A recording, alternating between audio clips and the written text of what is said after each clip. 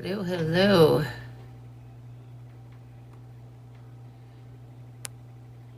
How's everyone doing tonight?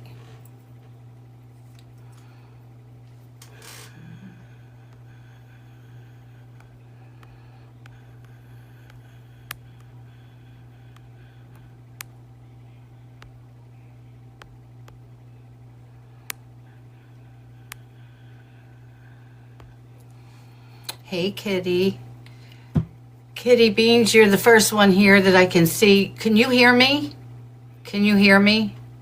I have to wear a mic on. You can, okay. I just want to make sure because sometimes the connection is bad. I have to wear a mic so everybody could hear Keith, so I want to make sure our, it's okay. Everything's all right. Thank you. How's everyone doing? Thank you. Good. Yeah, it's better if I wear a mic because Keith is very. Shannon's here.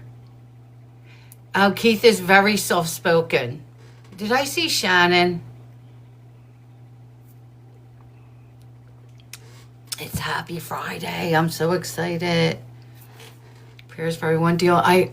Wait, I did hear, I got some notifications about tornadoes. Like, be safe. I think I saw Keith's cousin here. I think I saw cousin Shannon.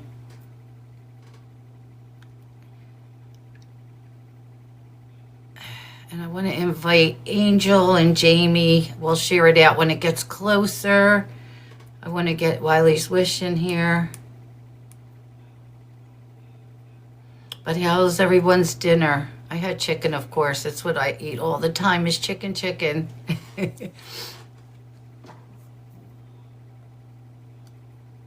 Angel to provide. Ladies getting the keychain. Okay. I'll let Angel know that we're going to be live. I'll message her so she knows that Keith will be here. Guess what, Kitty? So do we. Not we. My husband. I don't eat pizza anymore. I'm trying to lose weight, so I don't eat pizza. So Christy was here with me for a little bit tonight.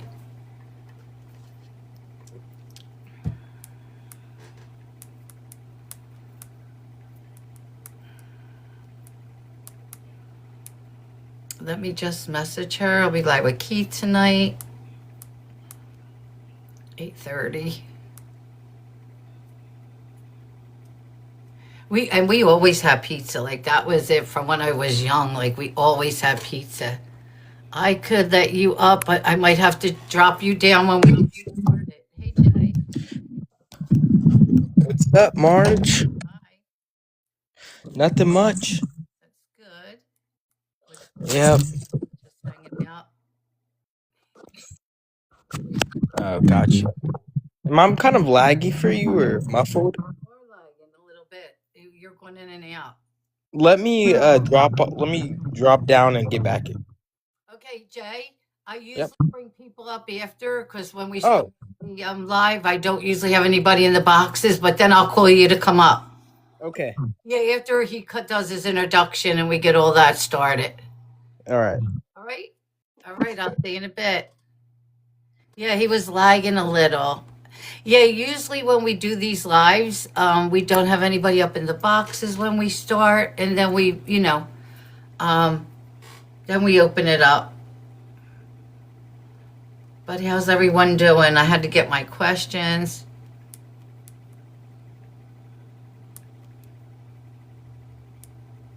If everyone could share it out, I was going to ask if. So Kitty, usually when we start, the live, we just because I introduced Keith, I let him tell a story. Usually when we used to, if we had the boxes full, now that wasn't recently, but when I had the boxes full and they start, like a lot of people start wanting to ask questions, they get excited, and we let them start, and then we could all go into questions and answers. Yeah, and then to speak, but I'm going to introduce him. We'll get things started when he calls in, and yeah, it just flows that way. It flows a little bit better. 8:30 almost.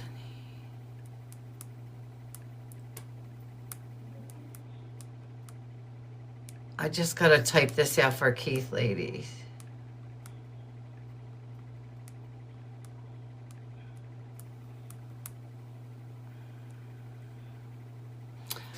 But how's everyone doing?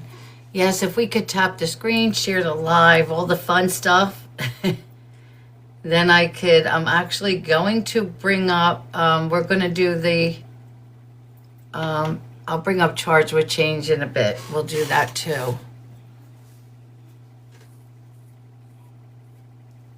Angel, you good? I'm good. I'm doing good. Hey, Jim, how are you? And then my daughter reminded me of how much I got to move around for the workers. So I already started moving stuff. She's going to holler at me. I already did. Hey, Chris. I already moved one cabinet, Chris, when you left.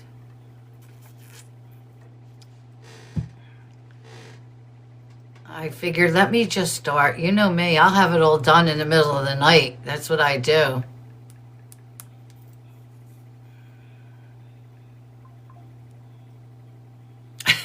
I did. I moved that little cabinet here. It's over there on this side.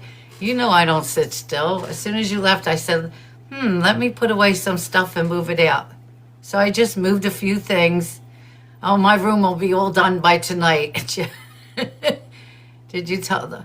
Oh, my God. Do you want me to embarrass you? Do you want me to show them? So wait. Hi, Juanita. Tonight, somebody's at my door, and they're trying my door handle, and people don't do that to me. You know, that could be a little dangerous. But my grandson tried the video. So my grandson tried my door. I didn't know it was him. So I hear a knock, and I hear my door, and I'm like, who's that? Nobody touches my door. I wasn't looking at my Ring camera. Here goes my daughter and my grandson out front screaming because there was a bug on her door. They had to call the old lady to go out and take care of the bug. My daughter's petrified of bugs. I guess with my son-in-law not here, I have to do all the work. I had to go out there and get this. It was huge, though. It was pretty big. And it was no big mosquito. It was a daddy long leg. I could show the video. I didn't want to embarrass you. Because you know, what were you throwing at your door? Kitty, oh my God, she drives me crazy.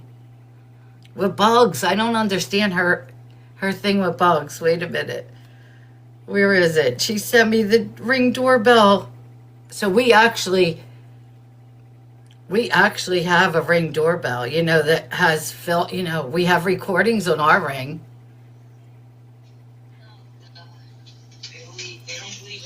Science. Here they go. Here goes Christy and my grandson coming home. So there's my door. My door's on the side. Christy's door's up front. It's just backwards. So I guess ours. Oh my God. Oh, there's a giant bug on the door. There's a giant bug on the door. So? There's a giant bug on the door. I'm gonna pee my pants. Can I kick it? Are you not afraid to kick it? What is it? Why didn't you just come in through my house? Oh, that's a mosquito? No, Big one. I'm not touching that then. it was not a mosquito. It was a daddy long legs. Wait, what were you throwing at it? Oh, Don't drop look at that this. bag if it flies near you. What are I'm you like a hunter with throwing? a spear. Look at these two. It didn't even react. Yeah, Just kick it. yeah, No, just kick it. Just kick it. No, you kick it. You kick it. No, you kick it. Call my mom. She's not afraid of bugs. Call mom. Call mom. That's what they do. Mommy. Mommy. This is the way we live. Oh my God, Kitty! There's a giant bug. Can you kill it? Where? On the door. They come get me. We can't get in the door. I go right up to it. Like, give me the damn thing. I tried going a little branch I thought it was a spider. No, that was a flying thing. No, it had wings. Thank you. I was like, thought somebody was trying to break in. Like, did you touch the door? I know. Oh my God, look at us. My son-in-law is going to be like, I can't go out. Okay? That's what I live with. She's screaming, Mommy. My grandson's trying to get in my house, and I'm like, nobody open my door. Like, I'm coming for you. Keith don't call in till 8:30. Keith calls in at 8:30. I did tell everybody that I come on early. Parker, see what they do to me, my family. I have to go out there and take care of the bugs. I have to go in her house, take care of bugs. Like, she's afraid of bugs. She does it. She's scared. So he'll call in 10 minutes. I decided to come on early so we get more people in here. We get some taps in. But yeah, that's what I deal with. So now you see how our doors are. Her door's straight, my door's on the side. Jim, did you see that? Did you see my hot mess family? What they do to me? Call Mom. Like, seriously? Did you see JLR when the lady took a pic at the house? Was that the car? I did. And I got somebody sent me that too. Oh my God, she's a mess. What did AI just say? Wait, let's get a laugh. Sharing a funny story about a giant bug at the door suggests a funny story to tell. Oh my God, AI is crazy. Look, Jay, do you see what she does to me? How are you afraid of a bug? We live in Florida, the land of the bugs. Like, that's where we live. It told me to send a heart me. Look, charge with change, send a heart me. Jay's like, I'm ready for Keith. I don't want to hear from you, Marge. Oh, gosh. So, yeah, Keith calls in at 8:30. We always come on a little ahead of time. I'm fixing my topper. Thank you for the heart me, everyone.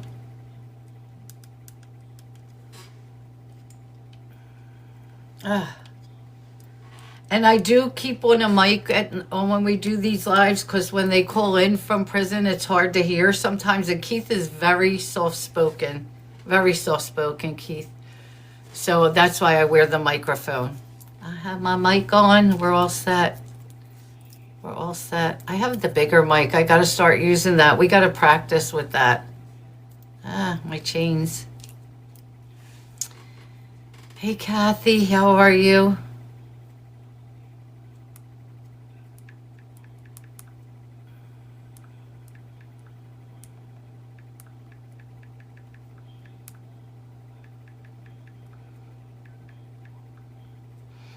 You know who I got to share this out with? 8 Ball and those, they like to come in here.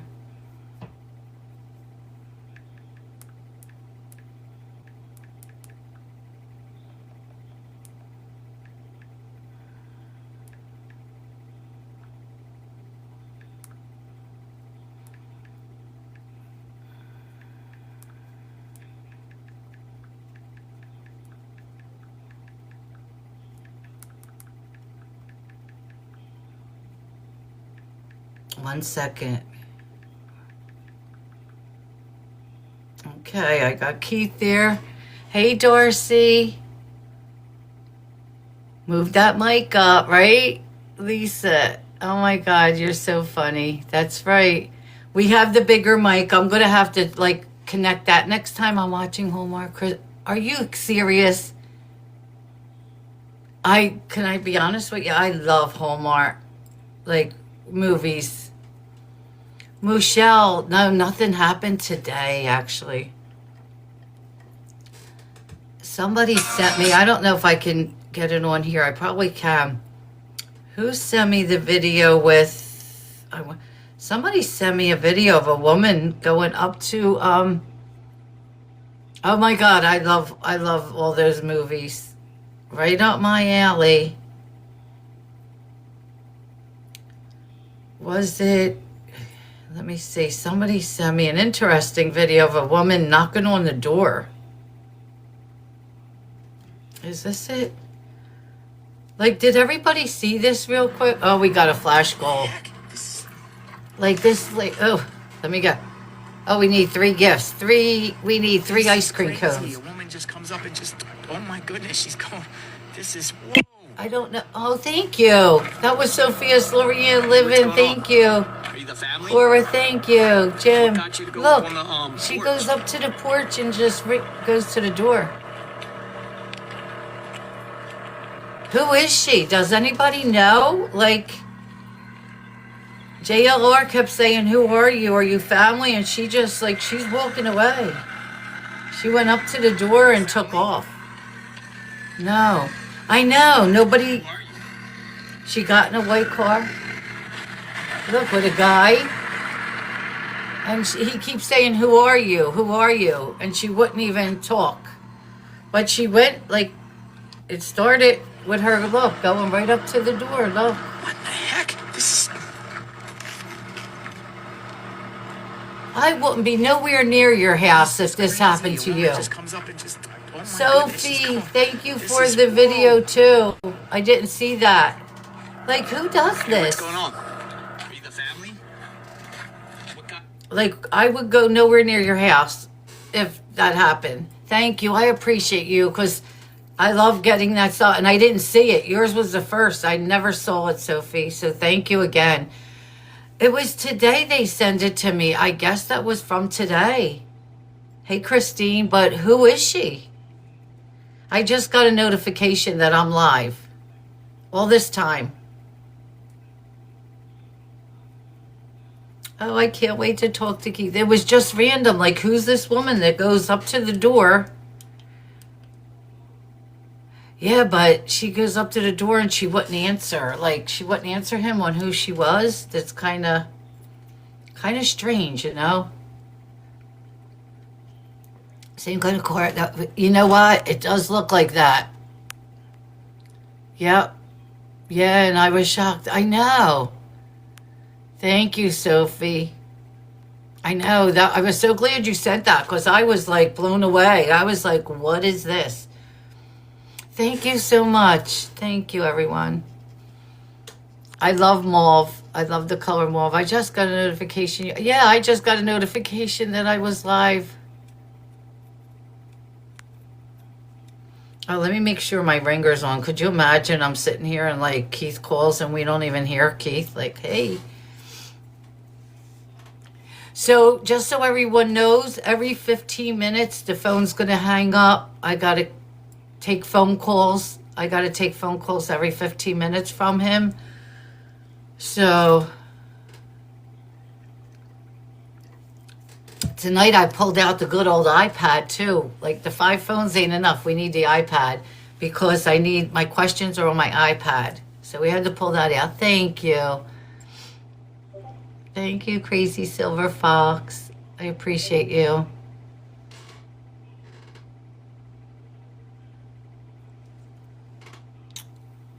I know, this is like bizarre.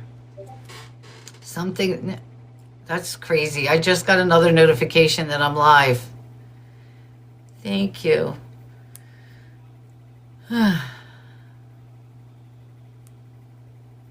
But Keith will be calling shortly, and we'll say our hellos at first. I just got one too. Yeah, that's so strange. I'm getting notifications from like different Discords I'm in, and it's letting me know I'm live out of the Discords.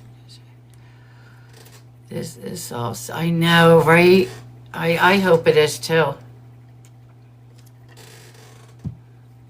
So let's see, who do we have to invite? Let me invite Jamie, his wife. Where is she? Jamie. We got Jamie. Let me invite Wiley's Wishes. Who else do we need to invite? Oh my God, we got to invite Tommy too. Wiley's Wishes. There we go. I don't like to send it to, and I think I saw Cousin Shannon here already. Tommy. There we go, Tommy. Am I forgetting anybody? Am I forgetting any of Keith's friends? Who else? I think we got it. I think we got it.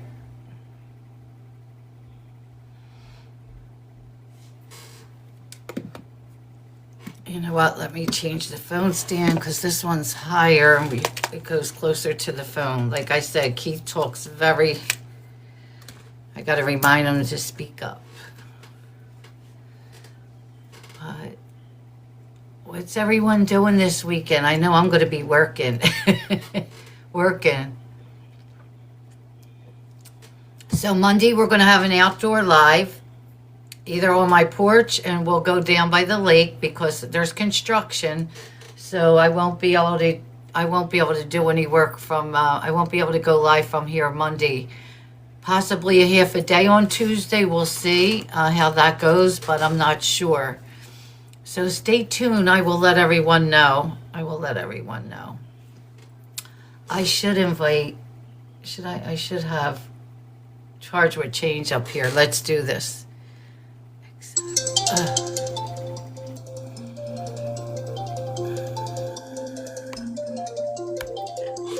Here's Keith. This is Global Tel-Link. You have a prepaid call from And Keith Erickson. everybody follow Charge with Change. At the Pleasant Valley State Prison, Coalinga, California. This call and your telephone number will be monitored and recorded. You have a prepaid call. You will not be charged for this call. To accept this call, say or dial 5. Thank you for using Global Tel-Link. Hello. Hello, Mama. Hello, how are you? What are you doing? I'm waiting for you. Oh, I'm kidding. I had to reset my tablet. I had to reset my tablet real fast. Of Make sure I course. had a strong signal. Oh, okay. All right, all right. I just wanted to make sure. I miss hearing Have your you talked to voice. Tommy lately? I invited I know, I Tommy. miss you too. I know. I miss talking to you. I mean, listen to us. We act like we never talk to each other. I reached out to Tommy tonight too. Yep. And I just invited him. Yeah. I invited him to come in. He works a lot.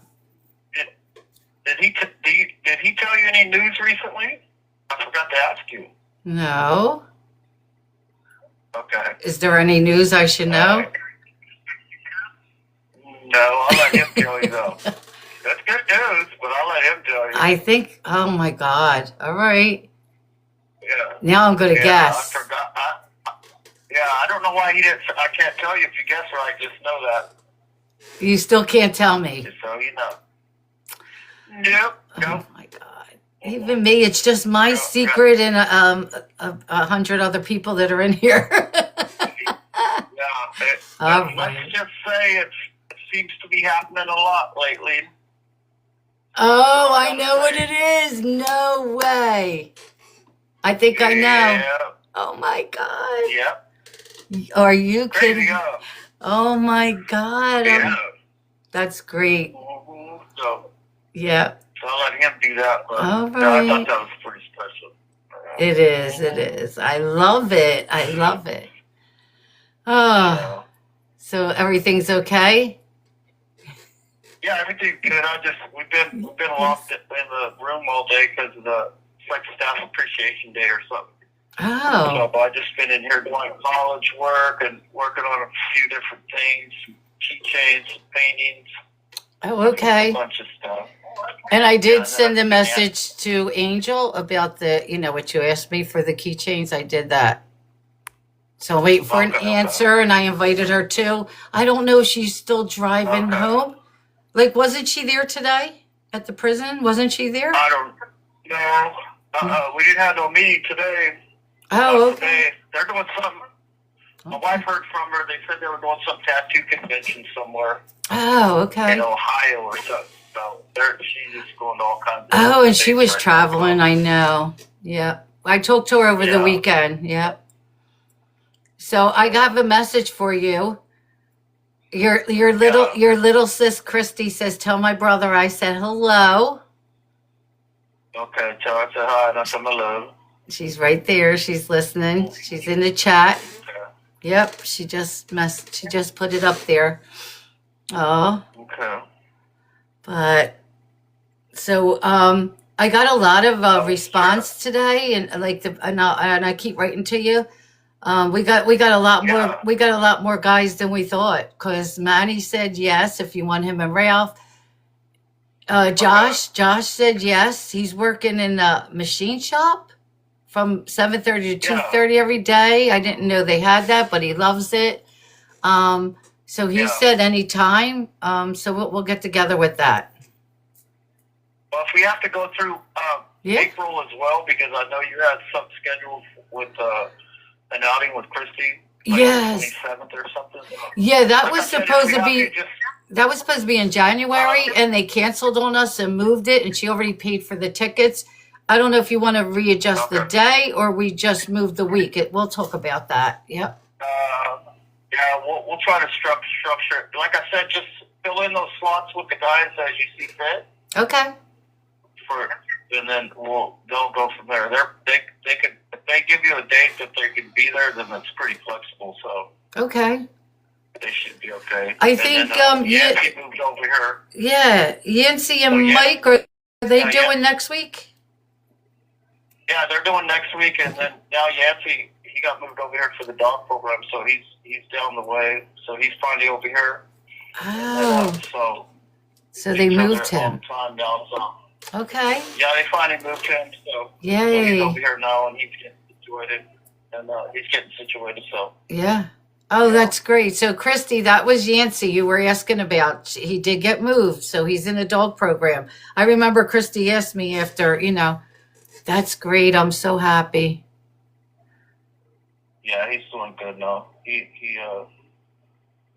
was pretty. He had been approved for the program for 3 weeks. It's hard getting him moved over here because of trying to get him a cell that was open availability. It's pretty hard. Right. But everything's good.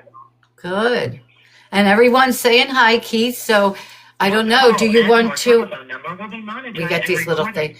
I know. Hello. Do you want to? Do you want to start? Do you want to introduce yourself? Do you want to? Yeah, go ahead. Which way? All right. So everyone, Well, I mean, go ahead. I don't know if we have. I don't know if we have a bunch of new listeners. So We like do. I said, if you want to introduce me, you can. We do. Yeah, you can introduce me if you want. Yep, we have a lot of new people here, and they're so excited because they hear so much about you every day and your books and everything. Yeah. And that you're finally hearing the voice. This is the man I talk about all the time.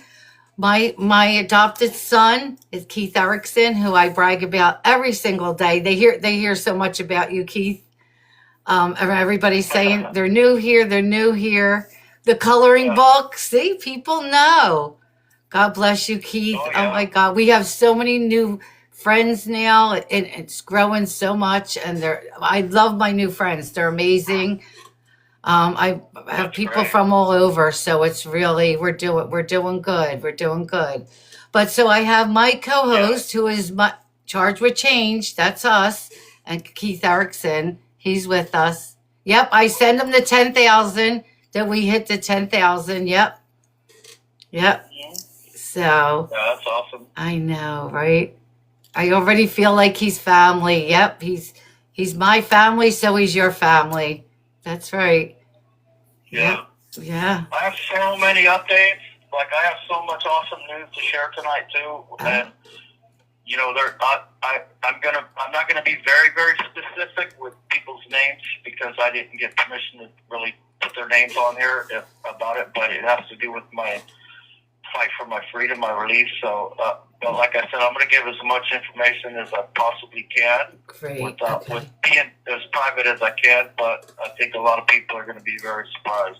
Yes, because we have our old family here and we have new family here. So, yep. Yeah. Yep.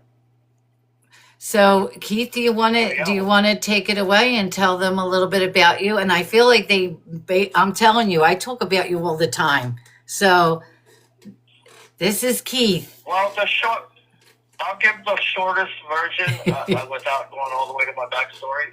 Okay. But I have been incarcerated. I'm 54. I've been incarcerated since 1994, which is approximately close to 31, 32 plus years.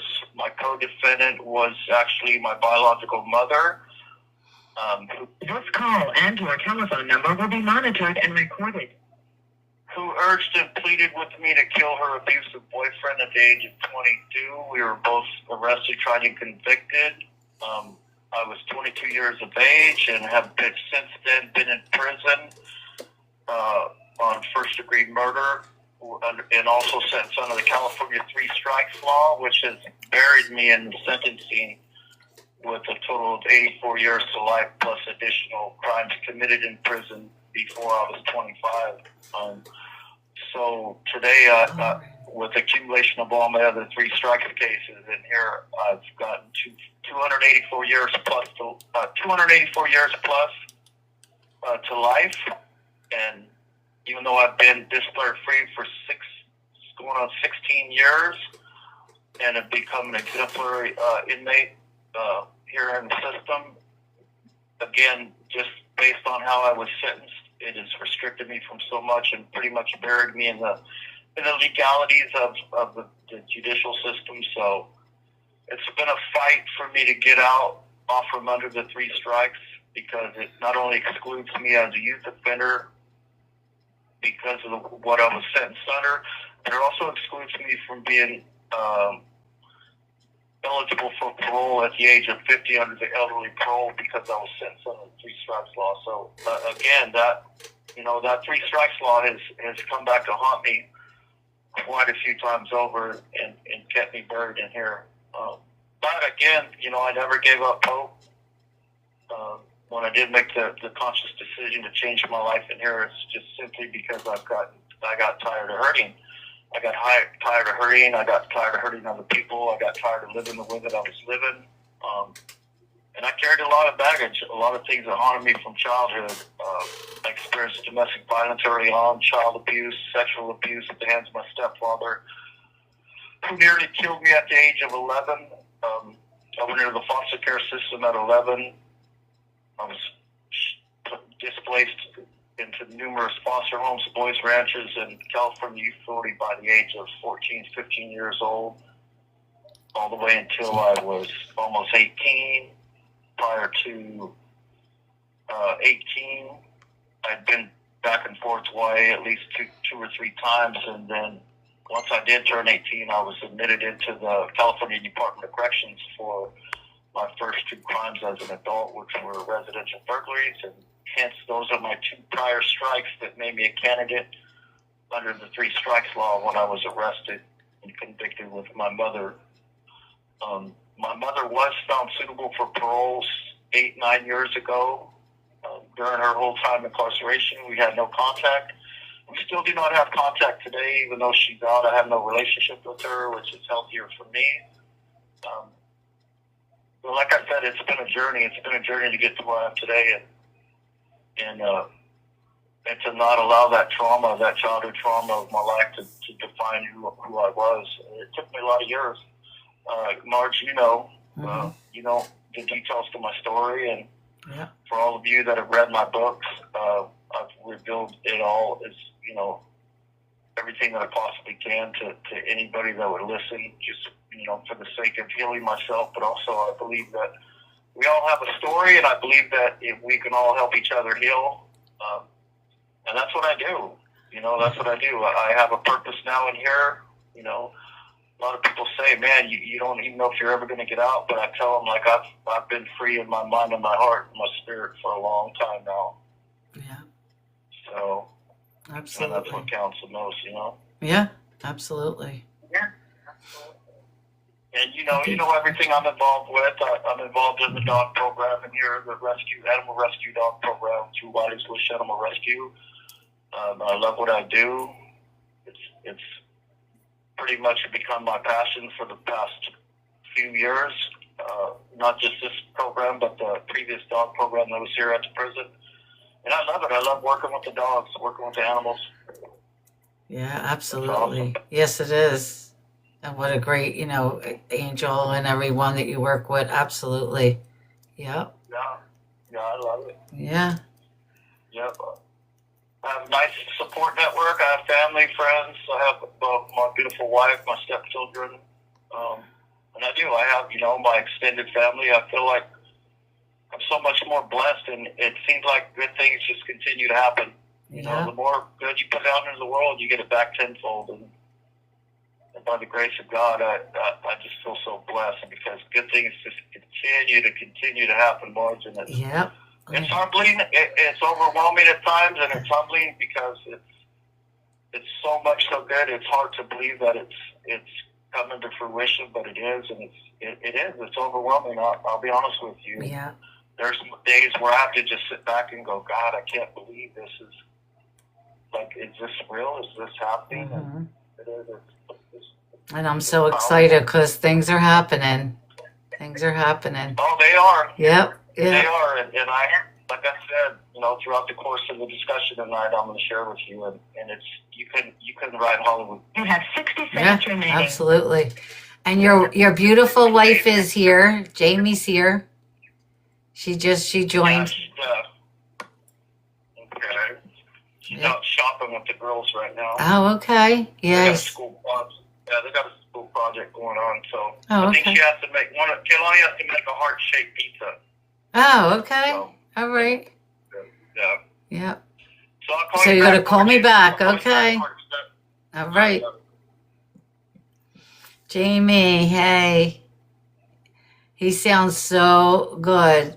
Like, I love it. Things are happening for him, and we got to keep our fingers crossed and keep those prayers going. But and he's going to tell more of it, when he calls back. We have to do this every 15 minutes, unfortunately. They only give them 15 minutes. They use their tablets to call, but we got to keep taking the calls every 15 minutes. I wish they would extend it.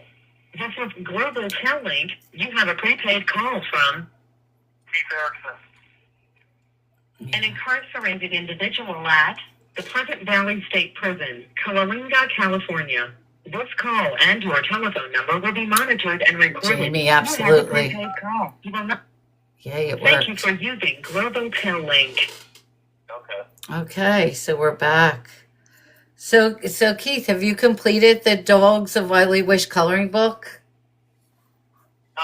Yes, I have. Yes. I had it finished. I'd already sent it out to Jamie, and last minute, Manuel, who was my co-artist for the book, he's over. Quite a few people know Manuel Garza.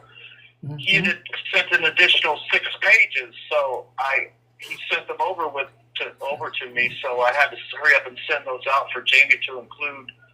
Even though it already has almost 40-something pages of a lot of our dogs, I wanted to add these too because I know he put time and effort into them. So I sent those out 3 or 4 days ago. Jamie should get them any day, and then from there it's ready to go. It's ready to be uploaded on Amazon. So keep in mind, this is the first time Jamie's done this on her own. She did want to take on the project, and she wants to get familiar with doing it on her own because we don't always want to have to rely on my publicist that does my other books, Right. Dr. Crosby, because she's so busy with everything else. So Absolutely. but yes, it is done. The cover's done. The back's done. It's all laid out. And like I said, it's just she has to go do the uploading, the editing, the formatting, and all that. And aside that, it's already ready to go. It shouldn't take that long.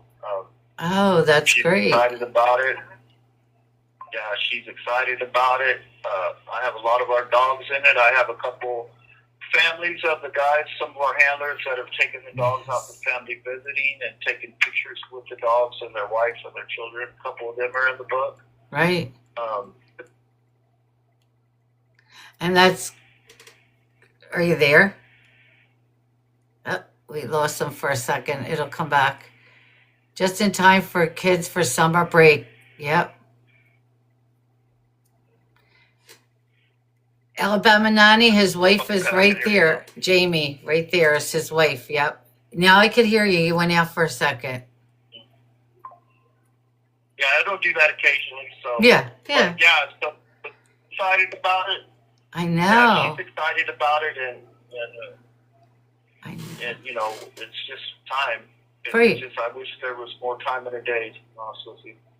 So I spoke to Manny yesterday, and he told me he sent in some more. He didn't say more, so I assumed I thought he was talking about the past that he did illustrations. So he sent you more, Manny? Oh. Yeah, he sent me more. He sent me 6 more of Wow. the newest dogs. So I was like, yeah, so, you know, so it is going to be Dogs of Whitey's Wish coloring book by Keith Erickson and Manuel Garza. So his name is on it. So, because he was the other contributor. He did at least half, if not more, than I did. You know, I just kind of create around each illustration, like the scenery, like the, you know, just different things, like whether it's trees, clouds, walkways, Right. obstacle courses. So I sketched a lot of other stuff in there just to make it more fuller in the pages for the coloring, you know, instead of just a dog on the center of the page. So, but he did. He put a lot of time and effort into it, and I really appreciate it because it, you know, I a lot love of guys that. do help or they want to help, and it's just a matter of finding the time to do it, you know, and he did. He prioritized it, and so I'm very grateful for that. So Yeah. I know Angel and White Wish will be as well. So Oh, absolutely. And I'm getting people writing in the chat. They can't wait to get theirs. They can't wait to get theirs. So this is going to be exciting. Yep. Yep. This is going to be good. It's got Finn on the front, wearing his little cowboy hat and little bandana. I love it. Standing in front of a bar country. Yeah, it's pretty cool. That's great. You know, That's great. little Yeah. Finn. So Finn is Keith's dog. He's in the prison with Keith. He stays with Keith. So Yeah. Finn is there. We all know Finn and love Finn. Absolutely. Oh, I'm so Yeah, excited. He's got time. Yeah. My cousin today and tomorrow, because I've been also working with another dog named Larry, another little pit bull mix. He's pretty rambunctious and requires a little bit of help. One of the other handlers has him, so I've been helping with him. And then, yeah, so Finney gets to spend time with Mike now. So Mike's on my team, and now I have Yancy on my team as well. Oh, okay. So, Okay. you know, they're newer handlers. Yeah, so they work with the calmer dogs. So, Yeah. but Finney's a rock star. He loves everybody. So everybody loves Finn. Everybody wants Finn too. Yep. Yep. I tell him Finney's going home. Finney's going home with me. Finney's mama's boy too. So Oh, yeah. so then he'll tell you he's not going nowhere. He's coming home with me. Absolutely. Absolutely. Yeah, right now I only have Keith. Manny's not on the phone. We just have Keith. We're going to have Manny on so everybody gets to know who Manny is. A lot of people don't know, you know, everyone because we have a lot of new people. And Lisa is explaining what's going on. Thank you, Lisa. But we'll have Manny come on and talk. He'll talk about it also. Yep. So I also understand your work. Go ahead. Wait, you're breaking up. Okay, hold on. But 1 What second. about now? Okay, better. Okay. He's also in the Trauma Unraveled book. His story, Manuel shared a story in there, so he's in there.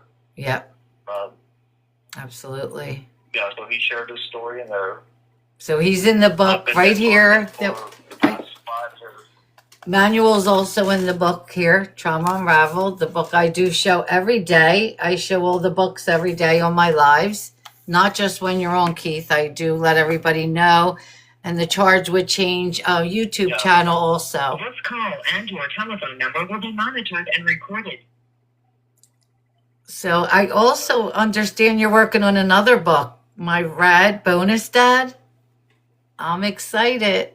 Yeah, so Yeah, so Jamie's my wife slash manager had me venture off on another book that she's wanted me to put together with, which is an illustrated book, much like Fiona and Finn's Wiley's Wish Adventure. It's my artwork, but also a story about stepfathers. So we've titled it My Rad Bonus. I've already started illustrating the cover and then the beginning of it. And, I'll incorporate the story, but it's important to also, pay to a lot of the bonus dads out there. A lot of kids in split families, they don't just have their biological father, or even if the biological father is not present,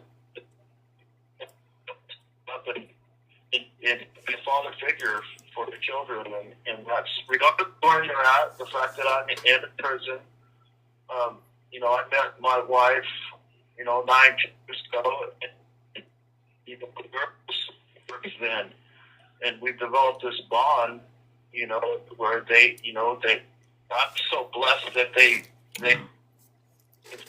have built a relationship with me and allowed me into their lives and into their hearts, and they're proud to call me their other dad. They're fortunate. They say it all the time. I'm fortunate and blessed to have a bonus dad. Yeah. Their biological father is. Yeah. Their biological father is present, and he's a great dad. He takes care of the girls and he's stepping up. And I think it's awesome. And I think that the book it pays homage to those bonus dads and those men that step up to Yeah. And I love to draw, so I think it's a way to not only tell a story but also illustrate it like I did, with the book for the dog program, Right. with Ben and Fiona, and I think it's a good source to use my artwork in a way for something really positive, and I'm always out and out I always seek to do that. So Right. Yeah, absolutely. So I'm working on that, and hopefully I can get that done. My goal is to have 5 books done this year. Anything on top of that is extra. That's just bonus for me. 5 books. The goals are to have at least 5 more books. Yes. 5 Even more. if they are illustrated books, coloring books, novels, yeah. So that's my goal, and I will reach it, Oh, I know. Like I said, I have a lot of things in the works right now, so. Yep. And I see a lot of people are saying I had an amazing bonus dad. He's so special. See, I love that. And I know Jamie was always telling you to do that book, so I'm happy. It was. She really was. She's the one that pushes me into the directions I need to go. And not just her, a lot of, friends, family, all of you guys, there's a lot of things. It's where I get in this lane, where I get comfortable, and then, venturing off doing these other things, I'm kind of not sure how I would approach it, or if I can even actually do it, I'm a human being. I still have a little bit of self-doubt in certain things, and so the fact that I have all of you standing behind me, kind of nudging me, and it just validates that I'm doing the things that people love to do, that people love to see. So, and not only that, it's White's Wish is also behind a lot of the things that I do. So it's cool. Awesome network of supports. Absolutely. Yeah. Oh, Jamie, I know. She said, I have to keep him busy. There's not a lot of books out there on great bonus dads. Absolutely. And I love that. Yep. Yeah. We keep Keith going. The girls are so excited. I love it. Yep. Yeah, you do. And then the girls get excited, and it's cool. It's cool. I think Jamie had told me recently that one of her friend's kids had gotten that Fiona and Finn, a Whitey's Wish Adventure book. She's 9 years old, and she asked her parents if she could take that book to school to read it to her class. Yep. And she took it to school and read it to her classmates, and I thought that was pretty powerful. And that powerful the fact that that book, like something that I put my heart and soul into, that tells a story of something so beautiful, how people, you know, these amazing human beings rescued this dog, these dogs, and what they do. It's you know, who would have ever known without that book, you know? And not only that, is think about how many kids are sitting in that classroom, they hear that story, they hear that story of early compassion and empathy, and it's awesome. It's awesome to think that you're to be so profoundly impactful in the community like that. So Absolutely. yeah, it was a feel good moment to hear that. So Well, and Katie, our girl Katie, who does all our commercials, she's a teacher, and I got her a book and sent it to her, and she read it to her class. They loved it. Her class. yeah, so see, yeah, it's those little things like that are so, they make everything so worth it. They make the hour put into it so worth it. The time, all of it, just all of it. It makes everything so much worth it. Yep. And my friend Alabama Nani said she's buying all your books. And I have so many people who asked how they could support you, and that's what I said. Just buy the books. My friend Jim in here, he told them just buy the books, and that's how we can help support them. I love to color. Oh, yeah. Okay. Yep. So the book will be out soon. Absolutely. Yep. So I do have other questions to This call start with, and but your telephone number will be monitored and recorded. we are going to get disconnected in a little bit. Coloring calms you down. Yeah, a lot of people. 60 seconds remaining. Okay, All right, call me back. Okay.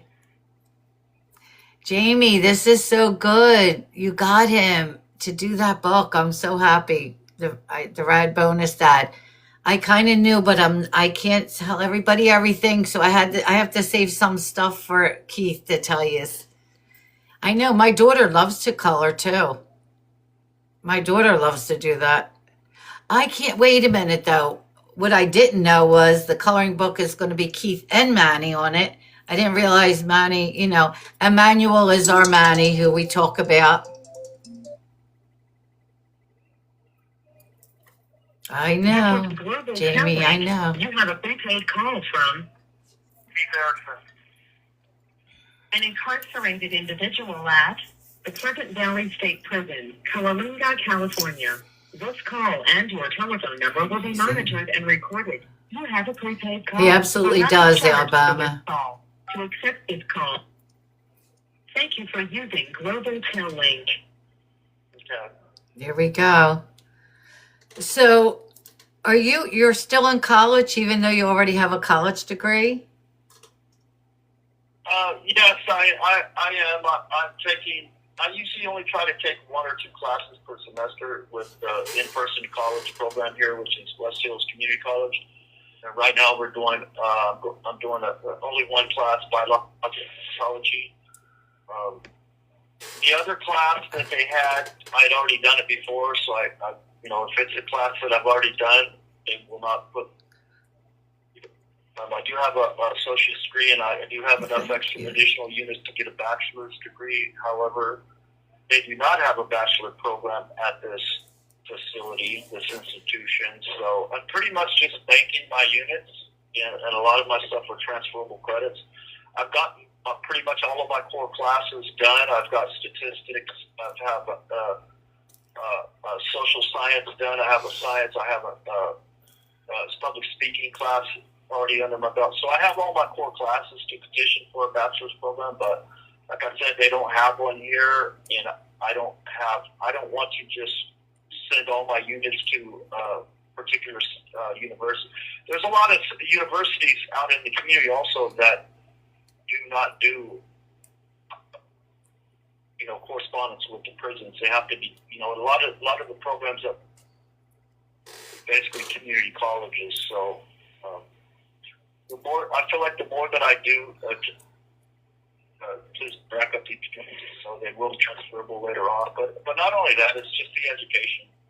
Yeah. Just, you know, sitting around not doing nothing, not challenging myself with college. Plus, believe it or not, it helps me work with the dogs, especially under the field that I'm going, you know, that I work under. You know, a lot of my classes are under behavioral social sciences. So it also correlates with everything that I do with not just the dogs, but also understand myself, people and, trauma, and not only that, it's the personal growth. It allows me to, like I said, it allows me to keep growing. It's, you never stop growing. Like, my belief system, my perceptions are challenged all the time, and no matter how much older I get, like I just feel like we never stop growing unless we decide that we've grown enough, and you should never decide that enough, because I like I said, it doesn't matter how old you get, we're always evolving into different people and better people than we were just yesterday. So, but you have to want it. You have to put yourself out there and believe that you are. Otherwise, that you're not. You're just stuck in that one spot. So, Right. The class that I am in, the biological psychology class right now, it's I love it. It's like I said, it's applicable to what I'm doing with the dogs. So. Oh, great. I love doing the college papers. I love the late nights of staying, getting on the laptop and doing my homework, and I just love it. Yeah, you were doing homework pretty late last night too when I messaged you. Oh yeah. And I do, like a lot of people, they see me taking a nap in the late afternoon between 1 and 3, and they think, that's because I'm catching up on that 2 hours of sleep on this. Right, exactly. Night, Yeah. Yeah. Wow. So we do have a lot of new people here. A lot of new friends. So they may not know. So you're a liaison for Wiley's Wish prison dog program. So how's that going? Yes, I am the liaison for this facility. When this program first came here to Pleasant Valley State Prison, I had already done a service dog, rehabilitative prison service dog program through New Life Canine. And prior to that, I had not touched a dog in 28 years, so I was immediately turned to mush. I got a puppy. He was 13 weeks old. I named him Delta, and he was a yellow lab. And in a lot of ways, he's so much like Finn, the dog that I have now in this program. But I learned so much. And I think back on it. It's so funny because I think back on it, and I didn't know what I was doing, Marge. I didn't all I knew is that this little beautiful creature was placed in my care, and I was just immediately turned to mush. All of those years in here just having to take care of myself, and here I was being entrusted and responsible for this living, breathing thing, and Delta became my, at the time he became my soul dog, and I flourished in that program. I flourished in that program because I didn't just, I didn't look at it like, okay, I have a pet in here. I looked at it as a responsibility, and for the first time, I didn't want to not just let down the people that entrusted me with the dog, but also I didn't want to let Delta down. I didn't want to let myself down. I wanted to challenge myself. So I read all the behavioral books. I read everything that I needed to learn about the program. I applied myself. I learned how to use behavioral modification plans, positive reinforcement training, and I had some beautiful, wonderful people, standing behind me with the program at the time. Not just, the people that ran the New Life Canine, but also our liaison at the time, which was, a lady, Vonda Darnell, that worked for this prison and came along, continued to be our liaison when this other new program started for Wiley's Animal Rescue. So they ended up pulling the program, the funding on that program, because CDCR, the California Department of Corrections, did not want to continue funding the New Life Canine, and that's when COVID hit. So COVID messed us up for quite a few years here, where we had no dog program. And then the same lady, Vonda Darnell, she proposed this program, this animal rescue program, which was so much different when it came here, because it was now not only are you working with dogs, but you're working with dogs that are rescues, that are coming in here with behavioral issues, trauma, like health issues, you know. So I thank God that I was able to learn everything that I learned through the New Life Canine program, because I was able to come into this program and really flourish even more so because I accumulated the experience that I had. And again, you know, I commit. This call and your telephone number will be monitored and recorded. Everything that I could, and I excelled. You know, I started working with the dogs that were the most difficult. And you know, over the course of the last year or two, I've helped 5-6 dogs outside of working with other dogs that would have never made it out of this program and and found forever homes with new families. I've had dogs that come in that, like Finn. Finn came in at, you know, almost a year and a half years old, a red-nosed pit bull that was under 20 pounds, that was so emaciated that he had valley fever, he had Lyme disease, and he had pneumonia. He couldn't even walk when he was brought here to me. You know, Angel brought him in, and at the time I was already working with another dog that came in that could barely walk on his 2 front paws because they were deformed, and he wore leg braces. And I had built that dog up to where now he's out there with a family now, running, playing, and he doesn't wear leg braces. But when Finn was brought in, just seeing him, I could see his ribs, his spine. He couldn't even walk. It was just so, it hit me so hard in my heart that, you know, those are the things, those are the moments, as challenging as they are, that they tell you that, like, this is what you're supposed to be doing. And I realized, not just with Finn, but with all these other dogs, like, this is what I was meant to do. Like, this is my purpose. Is to, you know, not only am I helping save this dog's life, but I'm also helping somebody that gets that dog out there into their family. So, you know, I went up from just being a team leader to a mentor to the head lead trainer in the program, and then initially with all those certifications and all the, you know, Angel and you know, everybody with Whitey's Wish has, you know, put so much support and faith and trust. This call and your telephone number will be monitored and recorded. It's encouraging and reinforcing that, you know, this, you know, it just makes you want to be better, not just for the dogs and them, but because it helps you see your own potential as well. And now I've been assigned as the team liaison for the program, you know, the inmate liaison that oversees the program on this facility. And Manuel is the liaison over there on Delta Guard. Right. Yeah. And again, that responsibility, you know, that it is a big responsibility, but at the same time, like right now we have almost 22. Yancey was the 22nd guy that's now in the program.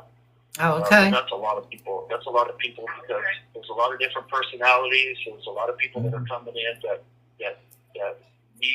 don't have the experience that you have, that may not have the patience that you have, and there's so many different personalities where you have to be guys to work together. You have to get guys to be able to be patient with themselves, to be social with each other, to be empathetic towards each other.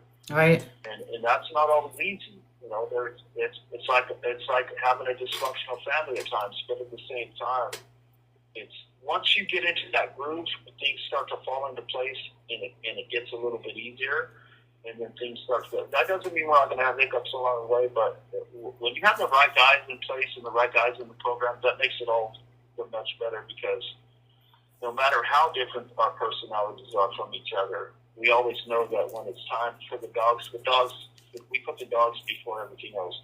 Absolutely. Before everything else. Yeah. Yeah. And this is Finn. I'm showing him a picture of Keith. This is Keith and Finn. I'll never forget when Angel sent me that picture, because Finn was so thin when he came there. We saw ribs. I mean, I could not believe it was the same dog. I said to Angel, "That's not Finn." She's like, "Yes, it is." He was so sick looking when they first got him, and to see how great he looks, and that's Keith's dog. Oh, yeah. That dog's, and yes, somebody asked. I see the questions. He does stay with Keith all the time. Yep, he's in the cell with them all the time. Yep, absolutely. I cried the day I saw him, and I, You know, and at the time I'd already had another dog, so I basically had 2 dogs. So I had Chex and Finn, and Chex loved Finn. They love each other. And even though Finn couldn't get up and play because he could barely get up and walk, Chex laid in here with them and hung out with them and loved them. And it's like dogs know. Dogs are just like people. They know when the other dog is not feeling well. Right. And I started having somebody else spend more time with Chex. And then, you know, because I was his sole handler, caretaker, you know, for a long time. And when Finn started, you know, Angel had taken him out again and found out that it wasn't the valley fever that was eating Finn alive. It was the Lyme disease. Right. So he got hooked up to IVs. He got treated for the Lyme disease, and that's of taking him to the vet and then found what the problem was and helped him. He probably would not have made it because that Lyme disease would have killed him. Right. So I'm grateful for that. So and I knew nothing about that. I didn't know what was wrong. He was still eating it, but he just had no energy, and he, you know, so they saved his life just the same because without that he wouldn't be here. So Absolutely. and you know, he still has the valley fever. He does have the valley fever. He's on valley fever medication. So I still, you know, every day, twice a day, I give him this medication. And like I said, he's just become, and he's the best trained dog here. You know, he's social. He's bomb-proof. He's solid. He's not reactive to other dogs. He loves people. Well behaved in public, and he knows tricks. Like I've taught him how to do things that, you know, Angel took him to Soledad somewhere a while back, and you know, even like you said, You have 60 seconds remaining. Yeah, Brian and Tommy couldn't get over him. Yeah. And, I'll call you back. Call me back. Call me back. Okay. And this is Manuel. This is Manny, who was going to the coloring book also. This is Manny. These men are amazing what they do with their dogs. Look at them. So this is Manny. We call Manny his Manuel, but he did the coloring book also. Like, look at these dogs are like, they're amazing. And he was very sick, Finn, and he looks great. This is Global Telling. Oh, okay. You have a prepaid call from Keith Erickson. All right. an incarcerated individual See? at the Pleasant Valley State Prison, Coalinga, California. This call and your telephone Don't number always will be work. I monitored try to and hit it recorded. ahead of You time. have a prepaid call. You will not be charged for this call. To accept this call, There we go. thank you for using Global Tel Link. Okay. Yeah. We're back. I just showed him a picture of Manny with his dog also. Because a lot of people don't know who Manuel is too. So, yeah, Angel sent me the Christmas pictures from with you and Manny. Yep. Oh, yeah. Yeah, she sent me the Christmas pictures. They came out great. They came out great. Yeah, we had a professional camera crew came in here and did those photo shoot. Oh, okay. Yeah, that's right. Yeah. So your latest book and everybody sees this book, and we talked about it today actually. Trauma Unraveled. Yeah. Has a significant impact to the prison system as well as the community. Can you share some feedback with that? Oh wow! So that book, like, I when I sat down to start the interviews with a lot of these guys, some of them I've known for over the years, for quite a few years. Some of the guys were guys that I just met when I came to this yard, from Delta Yard. So to sit down and hear these stories, like it kind of pushed me to start, talking about the sexual abuse that I endured as a child, not just the physical abuse. So, it really pushed me to reveal that, to be strong, courageous enough, just like they were, sitting down with me, sharing that. And so many people have read that book, like not just on the yard, but there's other things going on out there in the community with it, which I'll get to in a second. But but like just the profound impact that it's had on the yard, because I could go into a group and I'll see a guy with that book in their folder, and a lot of guys, most guys know. This call and your telephone number will be monitored and recorded. But I've had guys come up to me and say, hey man, like, man, Keith, that book was powerful, man. He goes, I can only read one story and then have to put it down and then come back. He goes, because I couldn't, it made my eyes water. Like, and he goes, because that stuff happened to me, as a kid growing up. They could relate to certain stories, or like there's a story about Ralph and how he took the life of his brother during a fight, and his brother died in his arms, and he came to prison for it. Like, these stories are just like, you can't make this stuff up, and you don't realize that so many people outside of here that are not even in prison that are carrying these deep scars of trauma, these layers of trauma that, and the fact that people were courageous enough in this environment to share that story, and, think about how powerful that is and how encouraging that is to somebody else that is carrying those same deep wounds in here and that is so afraid of what people are going to think about them. But yet here you are. You guys were so courageous enough to put this all in a book and reveal all of your stuff out for the whole world to see, especially in this environment in a prison setting where, there's so much vulnerability at stake in here, where people in here are worried that stuff could be used against you. But think about how much power you can take back from that trauma that's happened to you and those bad events in your life. How much you can take back from it if you start talking about it and put it out there, where eventually that stuff can't drive you no more.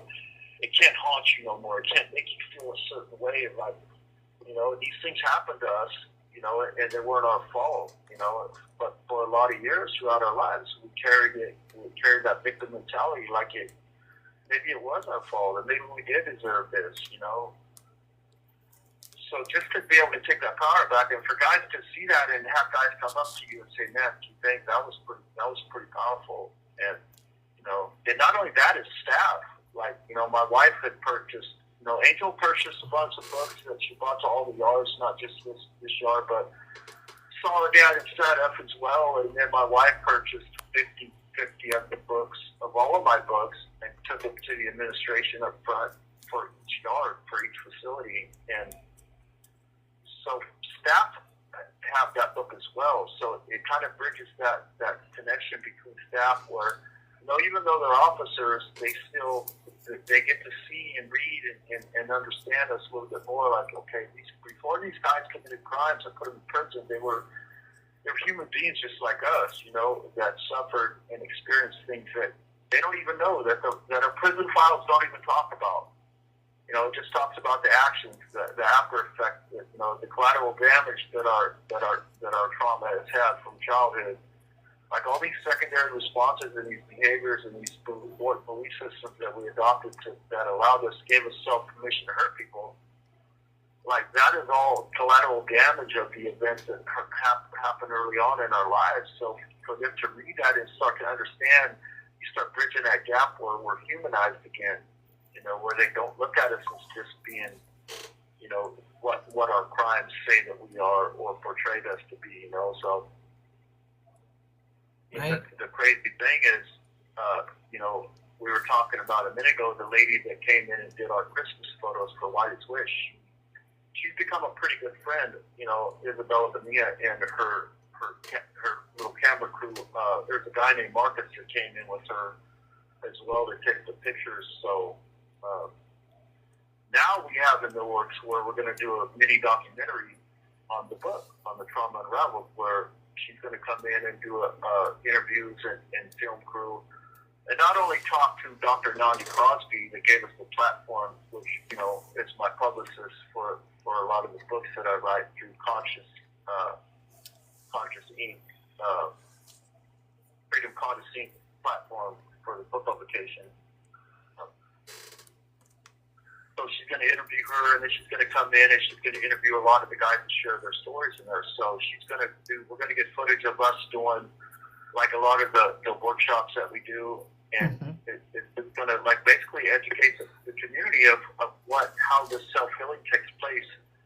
And I call it like radicalized self-healing because we've taken these untraditional methods of self-help groups in here where we're usually asking for help from the people that come into the prison, whether it's programs, whether it's workshops, whether it's programs like SAP, where they have like certified clinicians, and we're challenging that by helping each other. Like we're relying solely on each other for that group healing, just like that book did. Like we didn't have. There's nobody in that book that's listed as professional, certified clinicians that have experience in the mental health department. These are people sharing their own experiences and becoming vulnerable with each other because we can relate to each other and not just talking to somebody with a clipboard sitting there, analyzing us and write down information from us. So these workshops, we're going to give the community,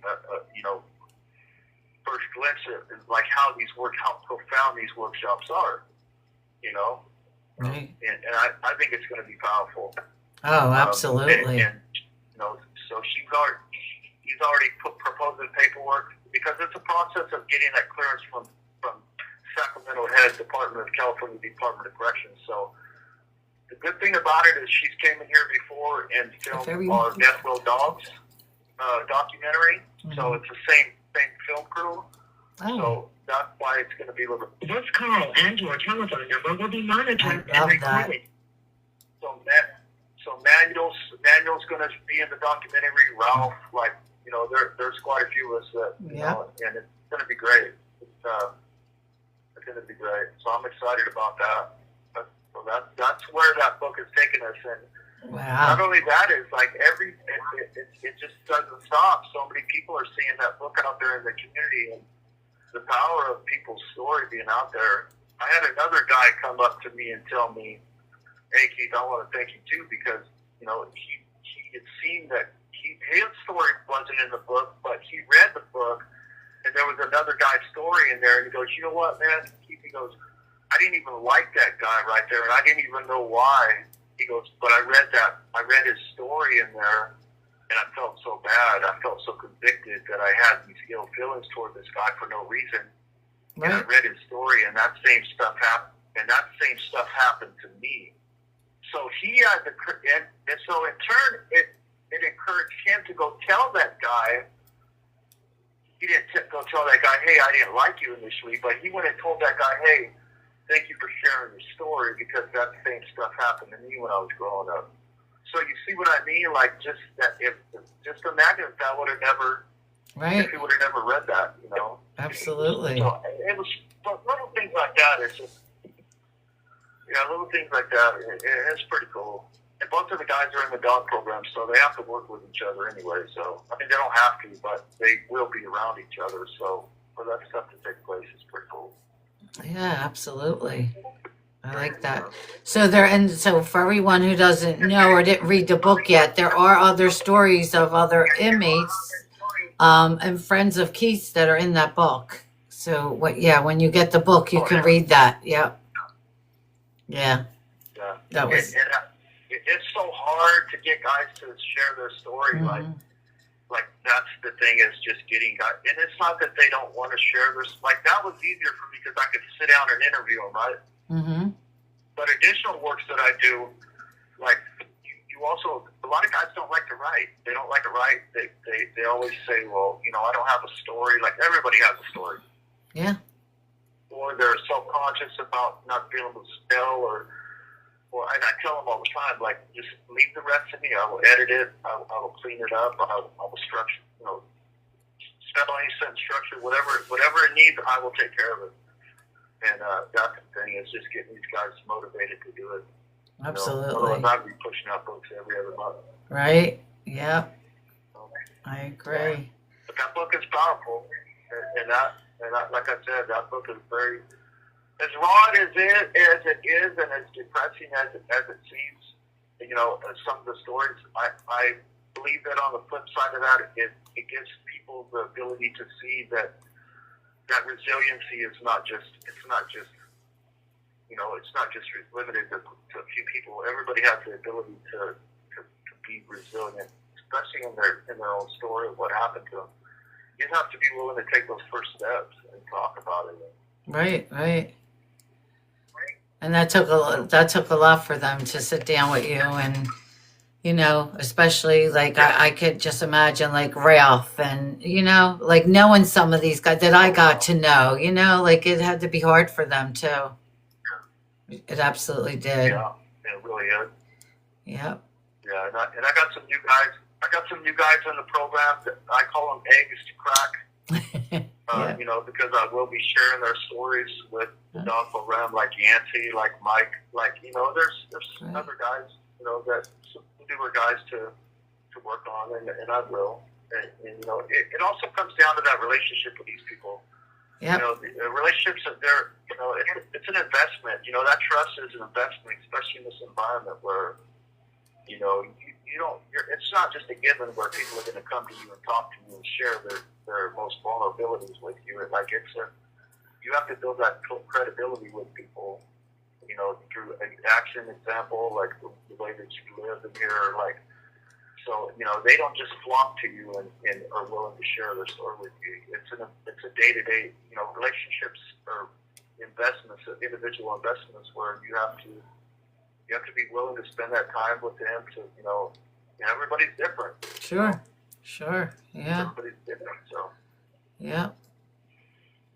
So for many of our followers of Charged with Change, they know that you have been fighting to gain support in your fight for freedom. I think it's safe to say that so much has changed since we embarked on this journey. I'm absolutely excited for you.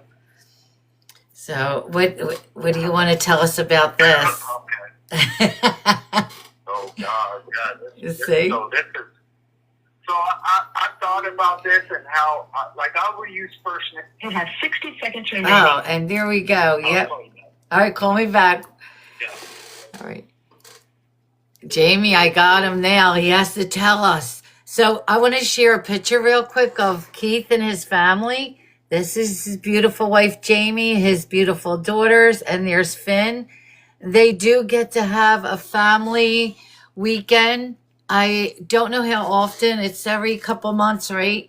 And they have apartments where the prison is. So they get to spend a weekend together, but you have to work at that. You just don't get that. Not everybody gets those weekends. So he does get to spend time with them. This is Global Tellink. You have a prepaid call from Erickson. an incarcerated Now we're going to get the individual dirt. at the Pleasant Valley State Prison, Cowalunga, California. This call and your telephone number will be monitored and recorded. You have a prepaid call. You will not be charged for this call. To accept. There we go. Thank you for using Global Tellink. Okay. Okay.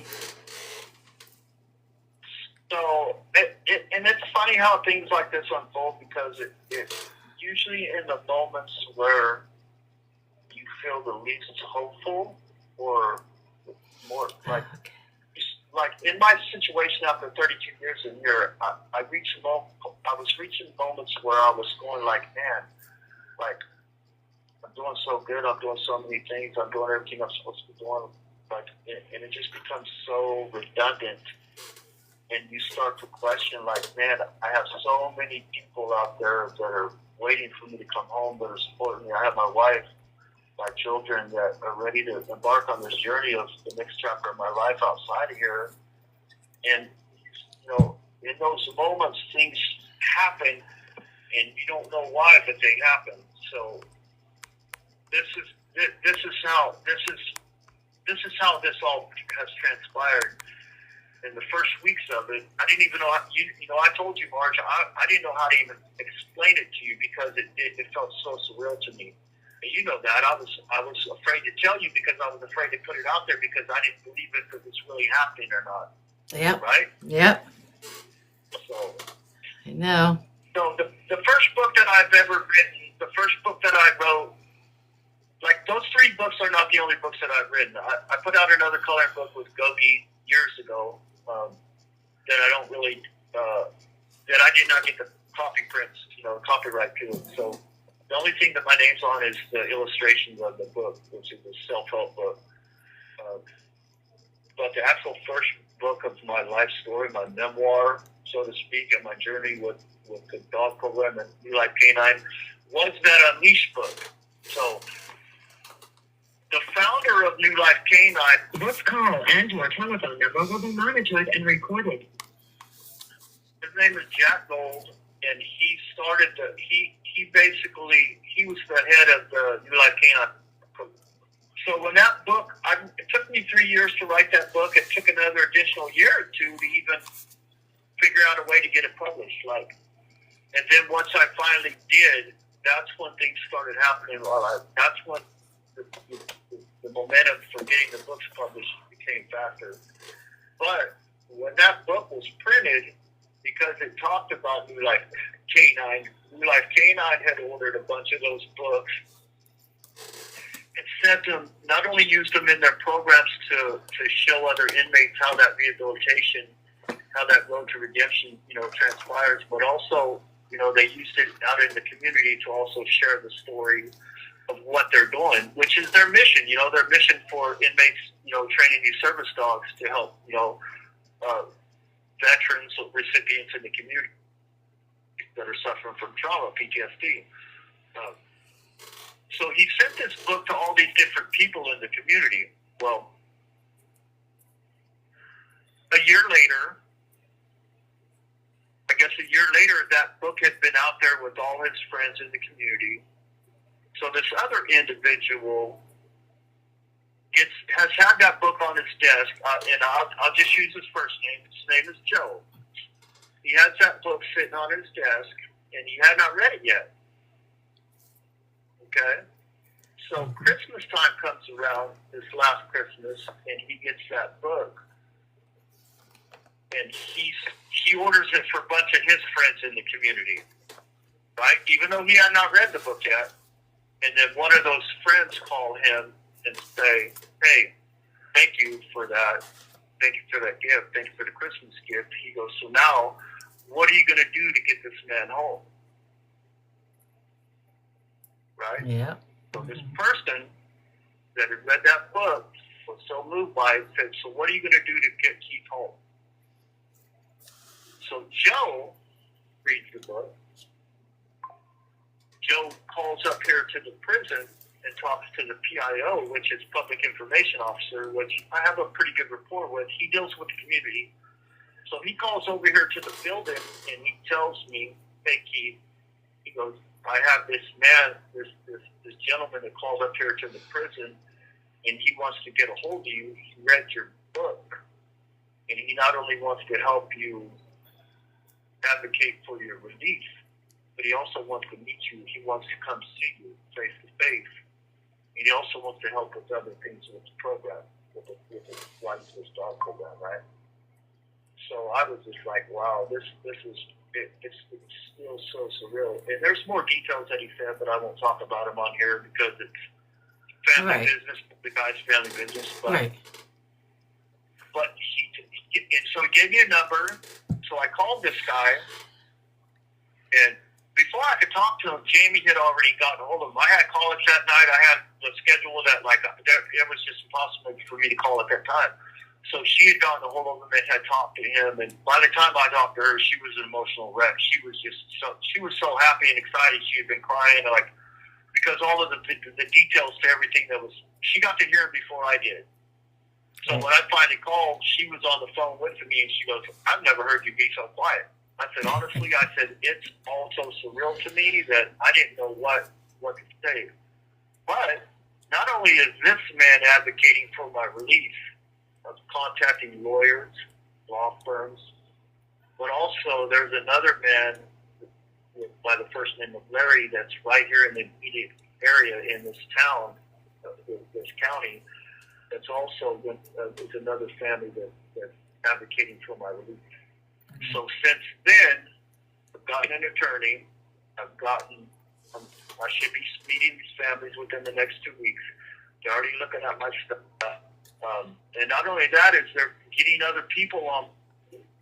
that have ties in the governor's office as well.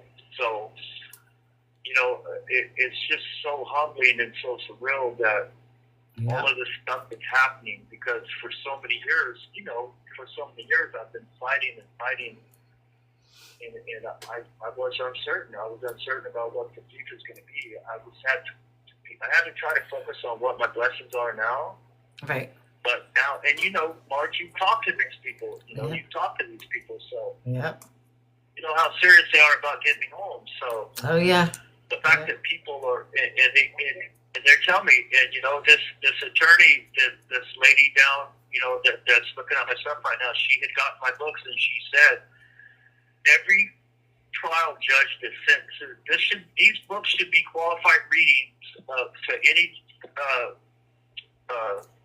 criminal judge that sentences to guys to lengthy prison sentences. They should be required to read these books. So she was moved by those books, and it's just crazy how, in those darkest, lowest moments that you feel, that's when it's like, that's when something reminds you that never stop believing, and Angel tells me too all the time, never stop believing, because I get discouraged a lot too, Sure. Because I overload myself with so much stuff that I do.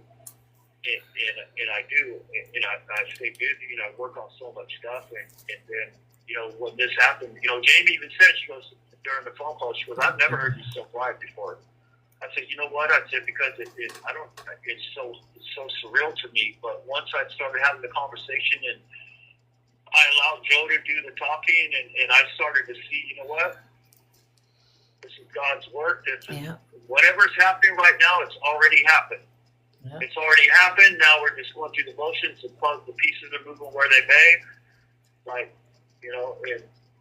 I gave a copy of that Trauma Unraveled book to staff in here, officer, the other day, and on the inside of it, I wrote, because he wanted me to write my name on it.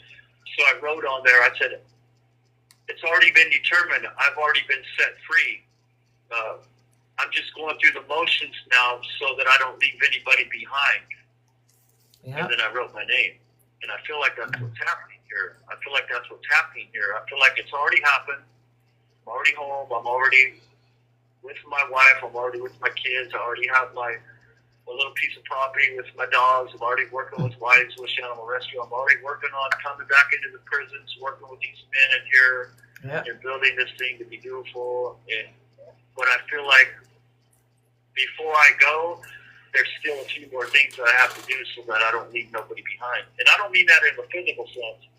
I mean that in the sense where people see that your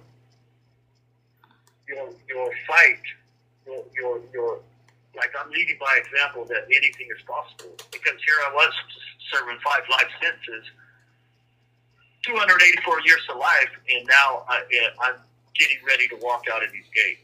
And I know I am. Oh, yeah, absolutely. And I believe there's nothing in that way.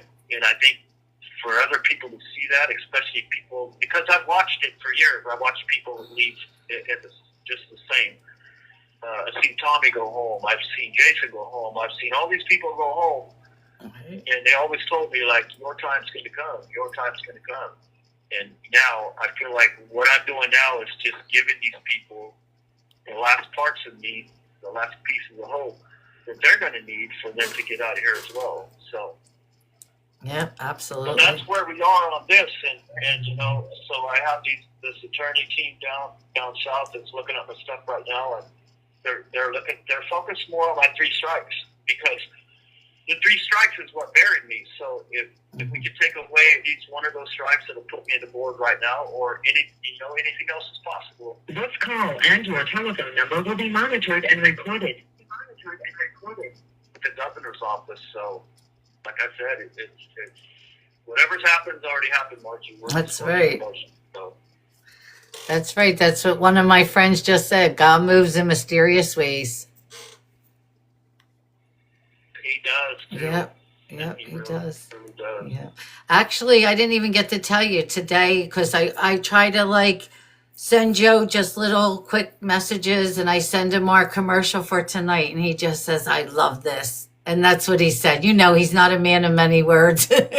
And he's like, I love this. I know, yeah. Yep. So Joe texted me today. Yep. I keep him updated. Don't worry. I love Joe. I do. Yep. Yeah. So he sent me a message the other day and told me that he ran across another guy that's a former lifer that's been out for a lot of years that now hires inmates for California Fire. So California Fire, firefighters. Okay. So he said that guy wants to get in contact with me because he wants to be a part of the team to fight for my release as well.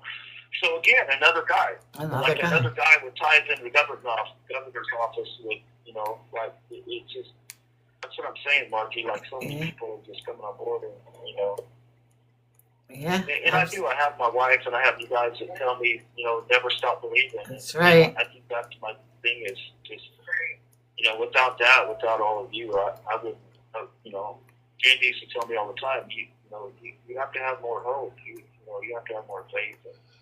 Absolutely. And Yeah. that's the thing is just doing that. Yeah, so, and I'm going to be able to see Joe within the next couple of weeks. I'm going to meet up with Jamie and come in. I love that. Not only that is Joe asked me to send another vision for his wife. Okay. Who runs another organ who runs the other organization Right. that's going to help Body's Wish. So so it's crazy, and not only are they helping me, these are beautiful people. Like, not only are they helping me, like, they do so much in the community, they do so much in the community. And it's not, and I'm not the first guy that he's helped get out of prison like this. Right. They've done it for two other guys. One was a life without the possibility of parole, and another guy had extensive year sentences. So, like, this is not the first time. So Right. the fact that I just think that book would have never, and to come to find out, not only, he was the main supporter that started the New Life Canine program with Jack. You have 60 seconds Right. remaining. Right. Yep. I just think that book, that story, that book, that willingness to be vulnerable and share your journey. Absolutely. You Yep. help people. I know. I'll call you back. Call me back. Okay. And Jamie just sent me these. So this is a sneak peek of the coloring book. This is a sneak peek of the coloring book. You get to see this here. Look at that. That's a sneak peek. And then I think I know this video she sent. I saw this. Look, I showed my daughter this. Wait till you see Finn. Look at him walking on Keith's feet. He's actually, I'll show you when I saw this. I showed my daughter this over the past weekend. This is Global Telly. I know, we got a sneak peek, right? An incarcerated individual. Jim, I love that. Pleasant Valley State And you Prison, will. Cowalunga, California. Wait, I'll show you. This call and your telephone Let me- number will be monitored and I'm recorded. so You excited. have a prepaid call. Like You will not be I didn't charged want to for tell call. everybody this. To This accept is call, Keith's Thank story. you for using Global Tel Link.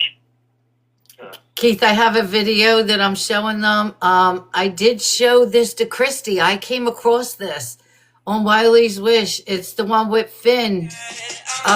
Wait a minute. Could you hear me? Yes, with Finn walking.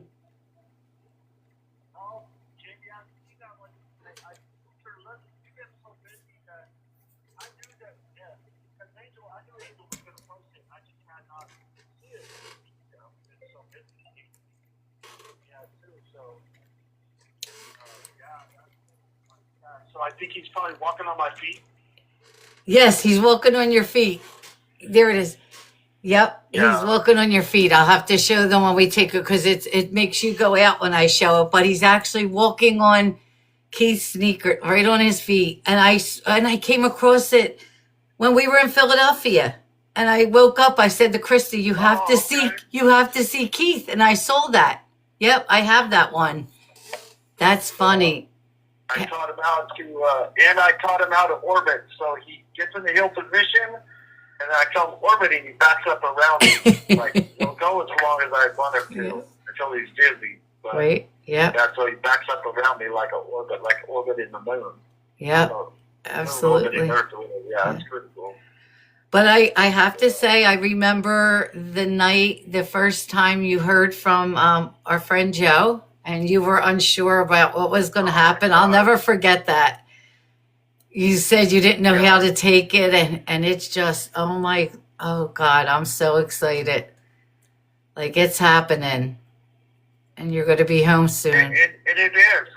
Hmm. It's crazy. You know what's crazy? I don't know if you've ever seen that movie with Denzel Washington, but it's the Hurricane Carter story where he was a prize fighter, and he had gotten framed for a crime that he did not commit. Obviously, I committed the crimes that I did, but he had this family fighting for him, and he started mentoring this younger black kid through the mail, and then they were from Canada, and the black kid had been adopted into this white family of friends, a bunch of white people, and they had taken this boy in and started mentoring him. But Denzel Washington started corresponding with him, and then they started advocating for his release, and it was like, and he didn't know how to take it. He was very resistant at first because he had sent through the legal system, the fights, the appeals and all that stuff, and he just kept continuing to get shot down and shot down and shot down.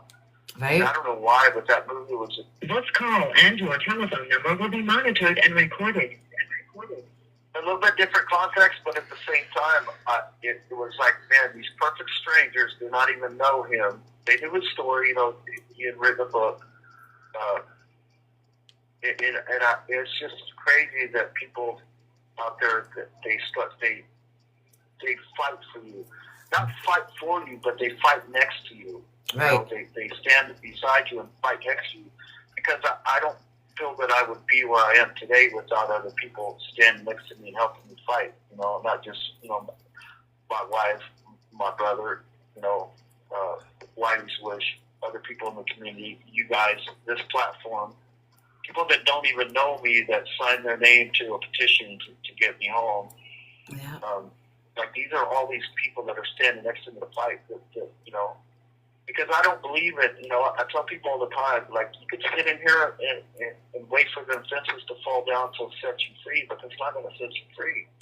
Right. That fight has to come from you. You can't expect other people to fight for you if you're not willing to fight for yourself. And I think that's hard. And I don't mean that in the sense where you're writing all these letters, appeals, or whatever. I just mean by taking charge of your life and living with under decent moral codes and having faith and belief and being kind to people and going against everything that you've ever once believed in that helps you survive in prison. Because I used to look at this life as a means of something that I just have to survive. I didn't think of it as any other way. I took the mindset of being victimized as a little boy, and I applied it to every aspect of my life growing up. That, I had to just survive this world until I was old and gone. Right. I never looked at it like, I have to live my life.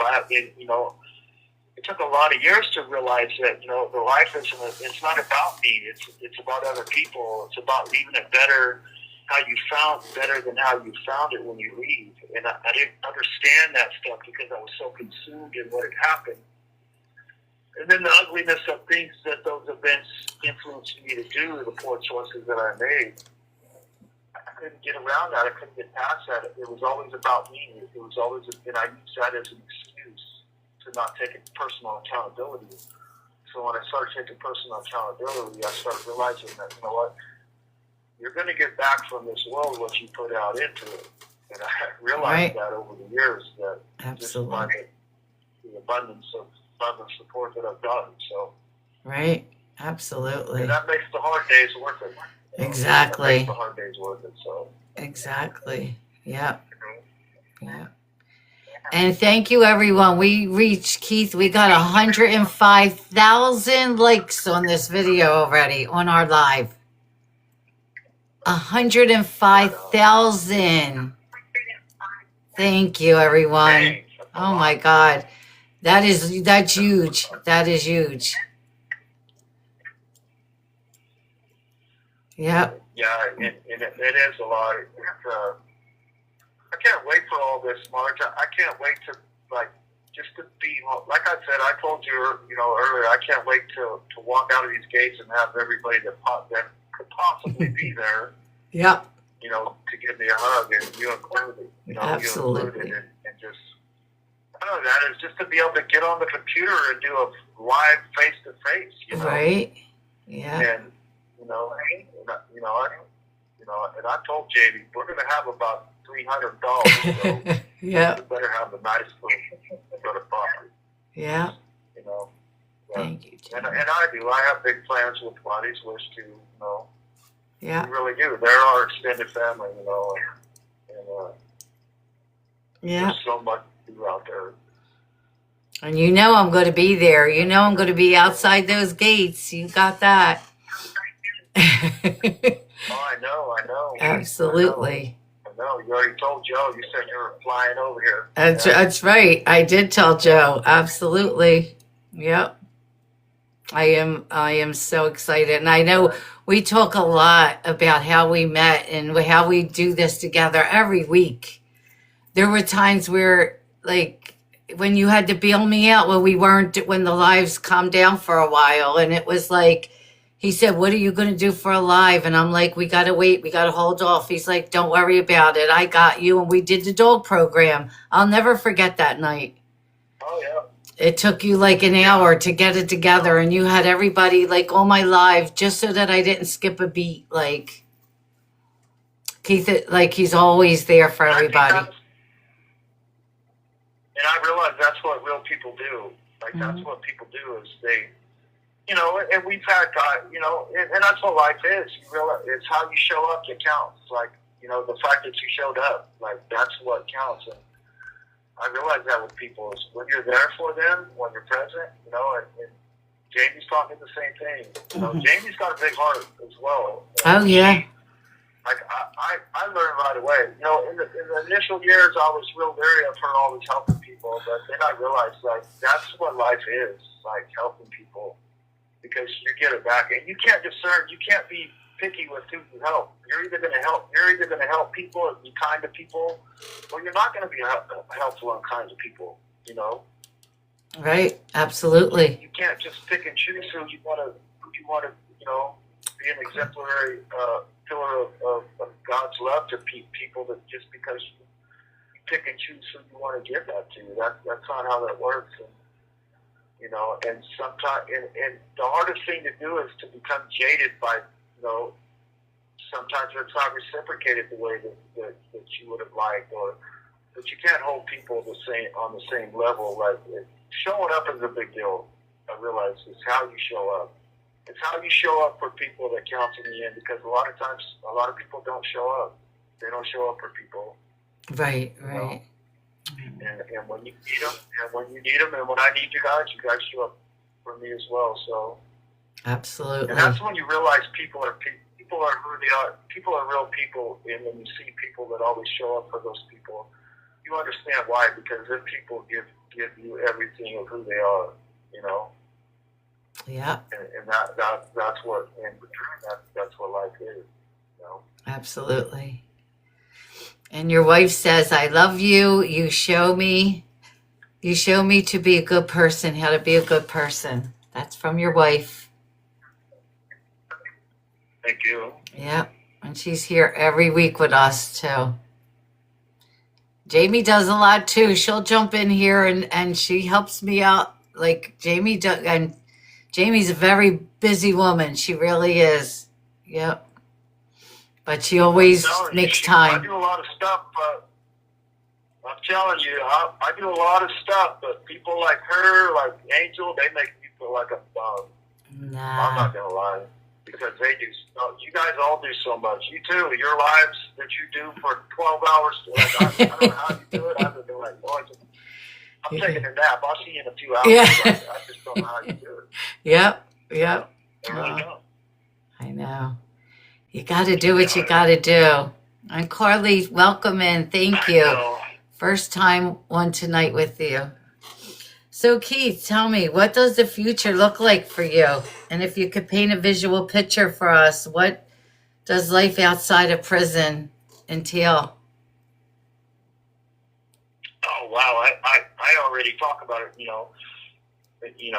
Of course, I'm going to be with my wife and my children, and I'm going to have a nice little spread. And I told James all the time, I don't want to live in the city, but I don't want to live out in the boonies away from everything either. I want to live on the outskirts of town, like a little country property somewhere with all my dogs, and I want to build kennels. And even my brother talks about it. He's a welder, Dwayne, and we were talking about it today. And he said, "Bro," he goes, "I will invest with you. I will help you build." He goes, "I'll weld you kennel cages and all that." Like, and we're already talking about building that stuff. Like, and of course, working with Wiley's Wish, and and building a team of guides out there formerly incarcerated. And I had a conversation with Angel a couple of weeks ago before she left on vacation, and I told her, like, I have so many plans where I want to continue working with the dogs and with Wiley's, and I want to I have this dream of building, not just having this property where I have the dog kennels, but like a transitional housing where I have men that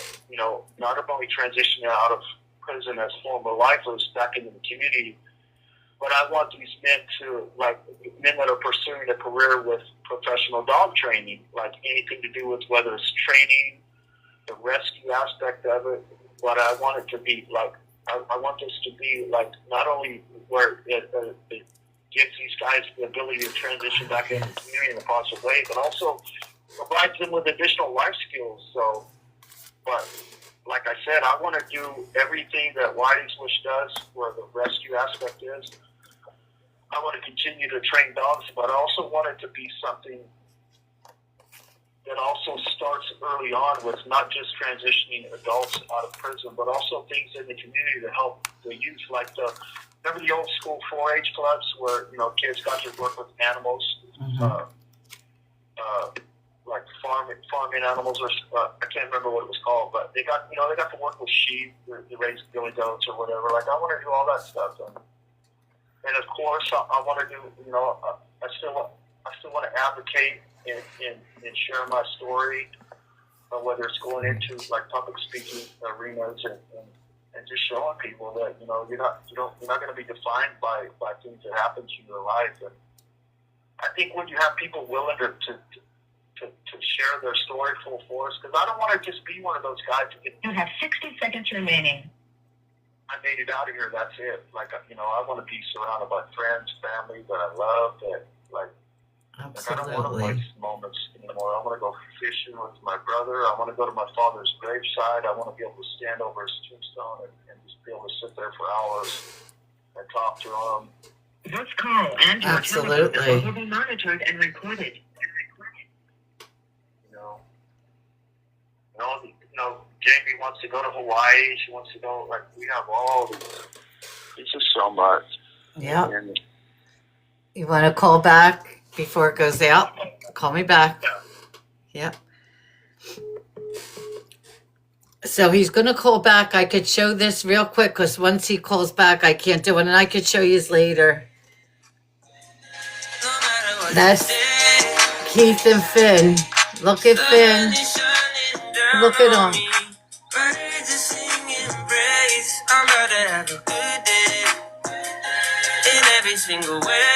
Look at him. Oh my God. Finn is so special to all of us because we've known Finn when Finn was so sick.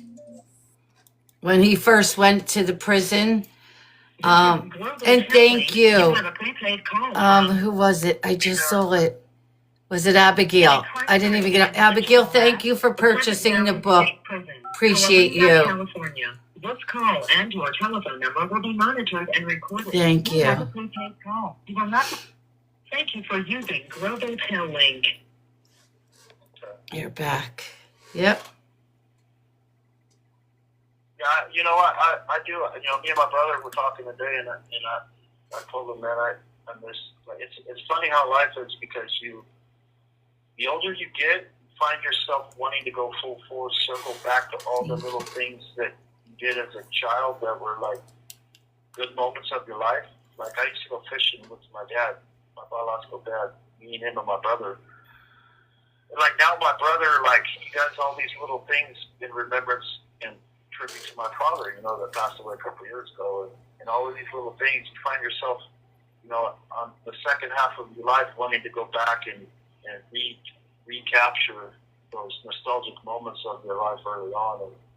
And all the things that you might have taken for granted. Like I find myself wanting to go back, like, you know, again, friends, family, just things like, again, like what life is really about. It's not about me, it's about, you know, it's about helping other people as well. Because those are the things that make you feel good, you know that much. Absolutely. To be able to paint just like Yeah. that. And even, you know, my mother-in-law wants to cook me her, you know, my favorite meals and stuff, and she doesn't realize I'll eat just about anything after all these years in here. Like, Right? you could feed me with a slingshot, and I'll eat it. Like, Oh, God. you know, like you can shoot stuff at me with a slingshot, and I'll eat it. Like, Look out. you know, but Yeah, I hear you. just little simple things like that. Yeah. That's, you know. I know, absolutely. Uh, We have a lot to look forward Jamie used to. tell me that. Oh yeah, Jamie used to tell me that she wants me to go skydiving. I said, "Girl, I did not survive prison all these years just to go out there and jump out of an airplane with a parachute on my back. Not gonna happen." Oh, that's Not funny. gonna happen. Oh, I have a heart attack on the way there. right. So Christy wants to know something. You know, Christy has a question. She wants to know, what will your first meal be when you get out? He just said he'll eat anything, but what do you God. think? Your first meal? Christy's going to cook it too. Yeah, because I'm getting out in the morning. I know if I'm going to get out in the morning. I am going to Harris Ranch, and I am going to get chicken fried steak. That will be my first meal for breakfast. Chicken fried steak with breakfast gravy, yeah. Oh my God. Sausage, yeah. See, chicken fried steak. And Yeah, Jamie wrote that too. She wrote it as you're saying it. See? Yeah, see? And She wrote it. Ben will be right there giving me those, yeah. Ben will be giving me those big old batty eyes staring at me wanting his Lake Forest chicken fried steak. That's right. Yeah. Oh my God. Yeah, chicken. I love chicken. Yeah, I love my chicken. Christy said, wait a minute, can you record it so I can see your face when you take your first bite? Oh, we'll record it. I'll be out there. Oh, yeah. Christy wants. Without a doubt. Yeah. Well, Yep. well, Yep. yeah, you'll be recording me and Finn wrestling over a piece of chicken fried steak. Right? Yep, exactly. Yeah, food. Yeah. Too funny. Okay. That's a good one. Yeah. Oh, God. I love it. I'm so excited. I am. Whew. I remember that phone call, and now that it's becoming a reality, it's like, wow. Well. And it is, and you know, and it is, and no matter what the future holds, Marge, like I said, the fact that, you know, these people, all of you people in my life were special, and what you know, together we move mountains together. Yeah. And we do it every day. Yeah. You know, and sometimes those mountains, they're not defined by the physical sense of me being there or you being here. Like, but we, you know, no matter what, I'm still blessed. Like, Exactly. you know, and I have to take that into account. Jamie reminds me of that all the time. Like, she has to remind me, like, no matter what, we can never think about what we don't have because we have so much more than, you know, Absolutely. you know, a lot of people may not have. And I think when we lose focus of that, like, that's where it's. This call and your telephone number will be monitored and recorded. You know, it's just a matter of perspective. You know, Yeah. real happiness is not happiness unless it's shared. You know, and I realized that. You know, and I'd seen that not too long ago. I read that, like, real happiness Yeah. is only happiness when it's shared. You know. Absolutely.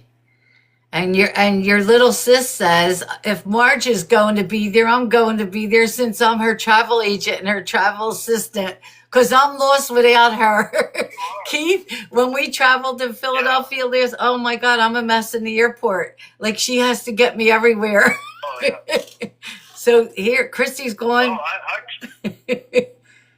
okay. Yeah, without a doubt. Christy's I'm coming. gonna need help. I'm afraid to drive and all that stuff. Jamie said you're going to. They got this place where we live. It's called Boomers, and it's like a little place where kids go to drive those little go-karts. She goes, you got to go there and learn how to drive before you can get behind a little car. Aww. She goes, you're going to learn how to drive over there. She goes, when I think you're ready, then you can go take your drive to that road. Aw, that's funny. And my friend, Alabama Nanny, she's an amazing woman. Yeah. She's here with me every day. She said, I will buy your first steak dinner with your family. Oh, thank you. Oh, I'm telling you, we have grown so much and such an amazing group of friends I have. It's like amazing, Keith.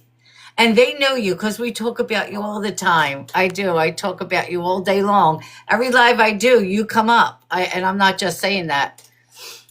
Oh, Yeah. yeah. That is so neat. I love that. Yeah.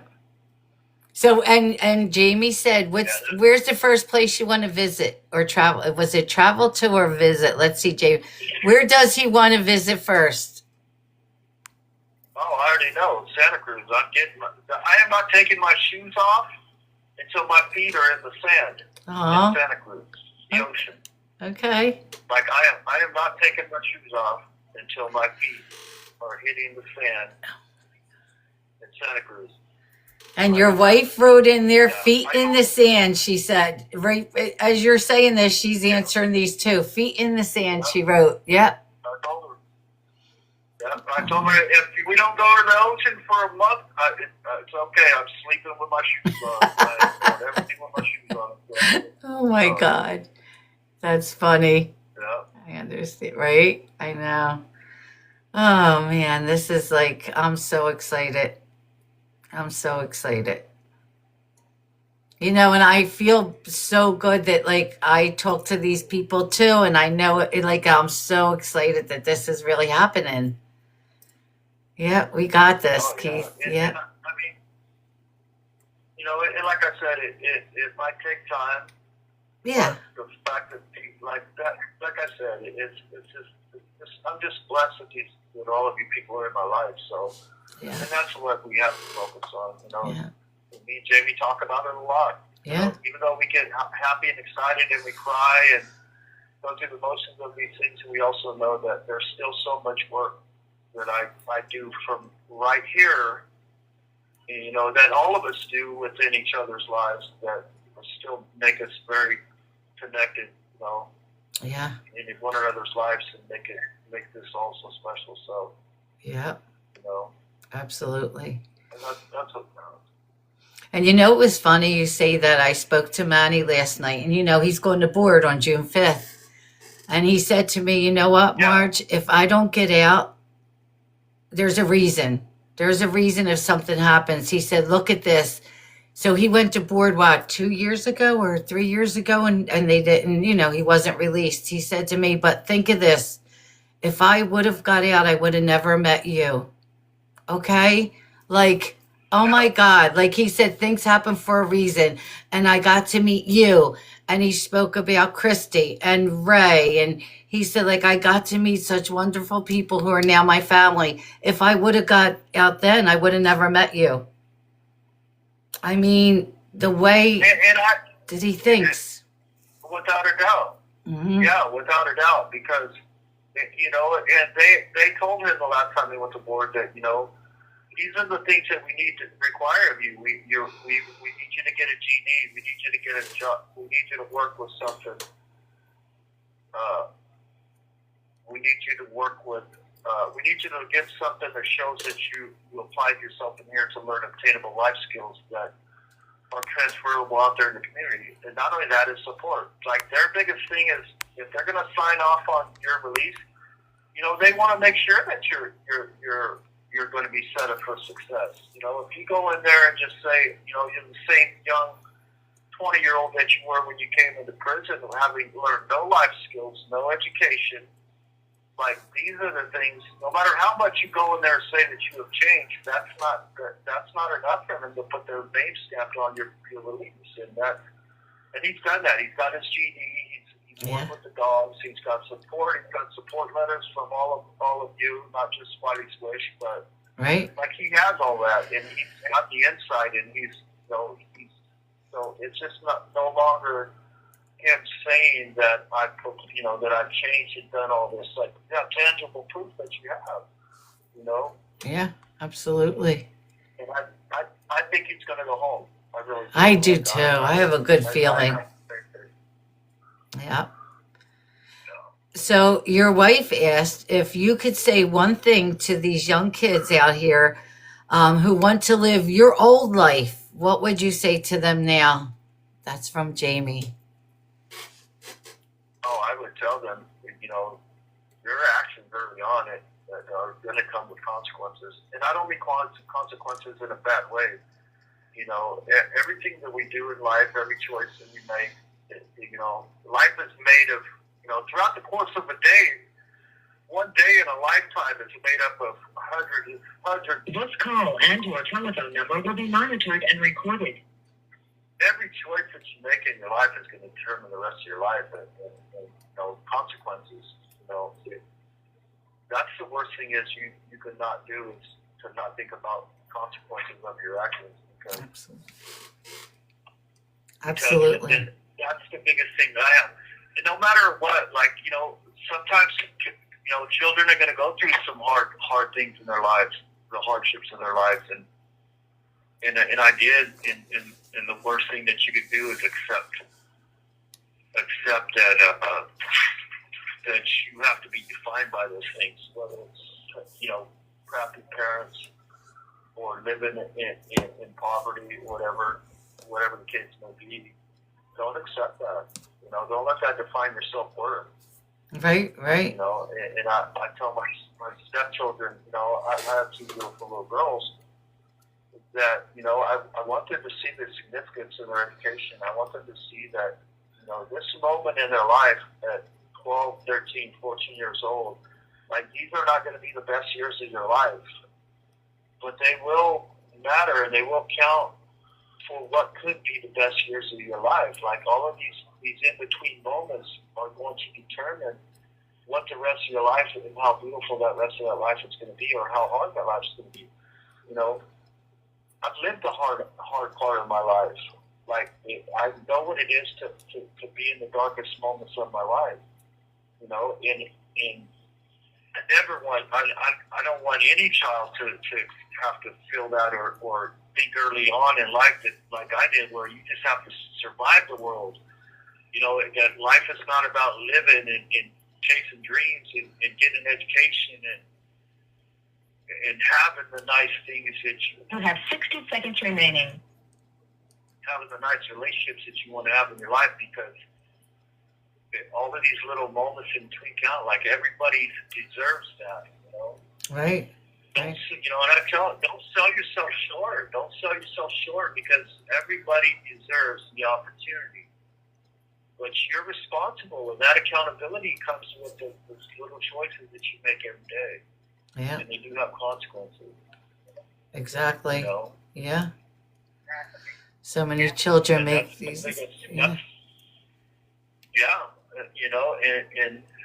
And that is, and I think that's my biggest fear with my girls is to just, because they're so beautiful and they have so much potential, they're so smart, and like I feel like sometimes they sell themselves short because they think that these moments are the most important, like dealing with their. Oh, he's gonna have to call us right back. Okay. So many, yeah, they make these life-changing decisions based on emotions. Absolutely, Abigail. Absolutely. Yep. So he'll be calling us right back. Thank you, everyone, for being here. I appreciate this. Here we go. This is Global Link. You have a prepaid call from Keith Erickson. an incarcerated individual at the Pleasant Valley State Prison, Coalinga, California. This call and your telephone number will be monitored and recorded. You have a prepaid call. You will not be charged for this call. To accept this call, thank you for using Global Link. There we go. And it's going to be so nice to be Yeah. talking to you without these phone calls every 15 minutes. To be able to stay on the phone. I think I'm going to have to cut us off every 15 minutes and say, Marge, you are now talking to an inmate in California prison. No, you're not. No, you know it drives me crazy. Could you imagine? Oh, my head. I can repeat these words. Oh, my God. Oh, see, Jamie, he's torturing me. This is so much more than I expected. So many emotions. That's one of the comments. Really is. Yep. Yeah. Yeah. And Jamie asked, do you plan on trying to reach out to these young kids? I know the answer to that. Oh, without a doubt. Mm-hmm. Yeah, without a doubt. Like I said, I want to do, like I said, there's so many platforms, there's so many possibilities out there that, no matter what I do, with my career with the dogs and the rescue and like that's always my mission is to, like, the worst thing you could do is, I don't want to be the Band-Aid. I don't want to be the guy that comes up and cleans up stuff later on. I want to be that person that plants that seed early on in these younger kids' lives, because I know what it felt like. I know what it felt like to be that child, in the foster care system, in juvenile hall, and the California Youth Authority at 14, 15 years old, house amongst men that are 20-something years old. And I know what it feels like to feel like you're in a dungeon like that. I just think that a lot of times it's people wait. People wait till it's too late. This call and your telephone number will be monitored and recorded. Like a lot of these men in prison, like if you were to sit down and talk to them, you realize that we have this commonality of early trauma and these struggles early on in life as children, and you can never discredit. You can never measure somebody's level of trauma based on just what you've experienced, because something as simple as a kid not having a father figure all his life growing up could be just as worse as having somebody that's present that abuses them. Like, you can never say your trauma is less than mine, because that absence alone can greatly affect a child's self-worth and self-esteem, and how they perceive themselves in the world, and not just that, but the world outside as well. Right. And I think that it doesn't matter whether you're a parent or not. Like, right. You still have an obligation to not just people around you, but also children, is to help them no matter what, and at least provide them with the opportunities to be set up for success. Absolutely. Yep.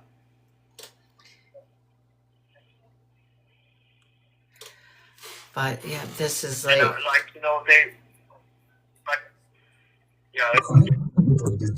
Extra joints on the inside and your skin on the outside. They had a where we mentor these kids coming in.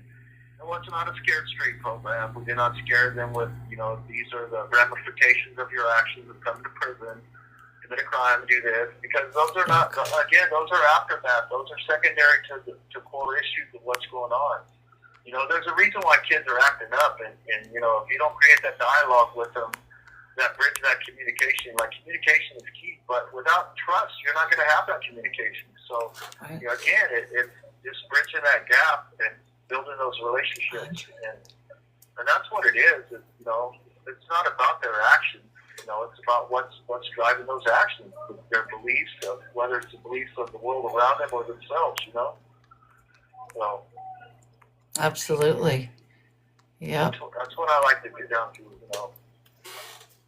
Oh, we know what you'll be doing. Absolutely. I don't believe we have 130,000 likes on this. You guys are amazing. Thank you so much. Keith, I don't get that when I'm alone. No, everybody's enjoying it. You're getting so many they're loving the live. They said it's so much more than they expected. Because remember, you're like, this is the first time you're joining me where I have all my new friends that are here. I got so many new people. So the past couple, it's just the past couple weeks, and they're just loving this. They really are. Yeah. Yeah. And we have a great month. We have a great month planned. Next week we have what, Yancy and Mike, or is it Yancy and Mike? I have to look, right? Yeah, so next week we have Yancy and Mike, and you know the good thing about these men is, you know, like, you know, for people that weren't present on their first live, is, you know, this is new for them. This is new for them. These, you know, they're my age. Yancy's a little bit older. Mike's around my age, but like their journey through personal growth has been, you know, it's all fresh. It's all new to them. You know, I've known these men from other prisons and other periods of our lives while incarcerated, where, you know, they knew me when I was living the old way that I was living, and I knew them the old way they were living. So, you know, as soon as they showed up here, you know, it's special when you see somebody and you don't realize your own personal growth until you see somebody and you see that, man, this person is not the same person that I was. I could tell by having a conversation with them. Mm-hmm. And they can feel the same way. Right. You know, just by the way that you talk to each other, the things that you talk about. Like, your conversations are about meaningful, significant things in life. They're about self-help groups. They're about family. They're about friends. They're about doing positive programs. They're about maintaining your recovery from addiction. All these different things that, like, it's just so, it's baffling at times to think that, like, man, like, people change. That's what I mean by you never stop growing, and you never, like I said earlier, like when I was talking about my education, you never stop growing. Right. And that's just what I mean. Like, it's so crazy. So when you talk to these guys, like, you know, I love the fact that I could sit down with them and encourage them to do things, and, you know, and they do. After our lives that we have with them, that's all they talk about. Like, not only are we allowing them the platform to share their stories with the community, but, you know, we get their families on here that support them, and their families are like, you know, they've watched them grow over the years and do things, but I don't think they really knew until they got on our platform and they heard them talk about certain things, like whether it's the CGA program, whether it's the dog program, whether it's like all of these things. Like, I think it's just like a reinforcement of the progress that they made for their families. Because, you know, I spent years in here telling my brother, oh, I'm trying to do good, bro. I'm trying to do good. I'm doing this. But I think it took a lot of years for them to start saying, like, okay, this is for real. Right. Even his conversations to me on the phone are different, because they're not about doing stupid stuff or whatever, getting mad at somebody or threatening somebody or having resentments towards authority or whatever the case may be. Like, the conversations they become significant, you know. Right. So I think with them being able to be on the platform, and not only that, it gives them confidence as well. Absolutely. It lighting that fire under them, where, you know, they're like, I want to do it again. Like that. They love that. They love being on the live and you know, being able to represent who they are. And like I said, you gotta give people opportunities to reach their potential. And if you do, you provide that to them. They do. You know? Yeah, absolutely. Because they do. They write to me. They let me know, like, they enjoyed it. I love, like Mike already said, do you mind reaching out to my family again? And you know, I do that for all of them. I send it out to all their families. I will talk to their families. I have no problem they're just amazing. These are amazing men. Yeah, they really are. Yeah. Yeah. And they are. They're special. Like I said, they're, like I said, you know, Jamie don't even know him, like, personally, but she's happy. As soon as I told her that Mike was going to go there, she was happy. And then Nancy was there, she was happy because she knew, like, you know, just by the way I talk about him, like, you know, because I've known him for so long. And, Yeah. One of my friends on here just said, I live by a quote, be the person you needed as a child. And he said, Keith will get that. Be the person you needed as a child. I love that, Jim. I love that. I love that. Yep. Yeah. See? Actually, I do. I love that a lot. And that's so true. That is so true, too. Yeah. Jim, do me a favor. Send that to me. That quote.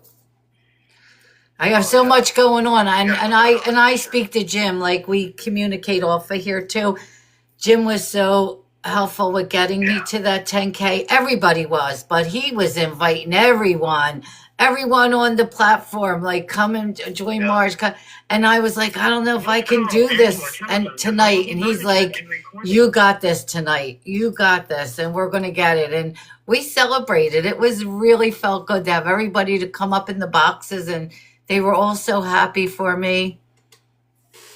So I owe a lot of people. Yep. They're so amazing, the support I have on here. Absolutely. But so I know it's 10:30 and it's like 12 minutes in, and I know you want to talk to your beautiful wife before she has to go to bed. So I guess this will be our last call. Yeah, she has work tomorrow. Every day. God love her. Yeah, again, Margie, I love you. I love you so much, Mama.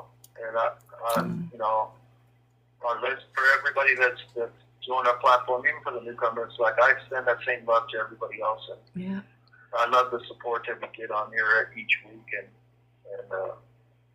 like I said, the power of sharing your story and becoming vulnerable and just supporting one another, like not just on this platform, but in everyday life, like it's just so powerful. And absolutely, like I said, like, you know, I'm so blessed, like with what, you know, like I said, no matter what the future holds, I'm so blessed. Yes, you you are. God willing, you know, His work is His work, and His will be done.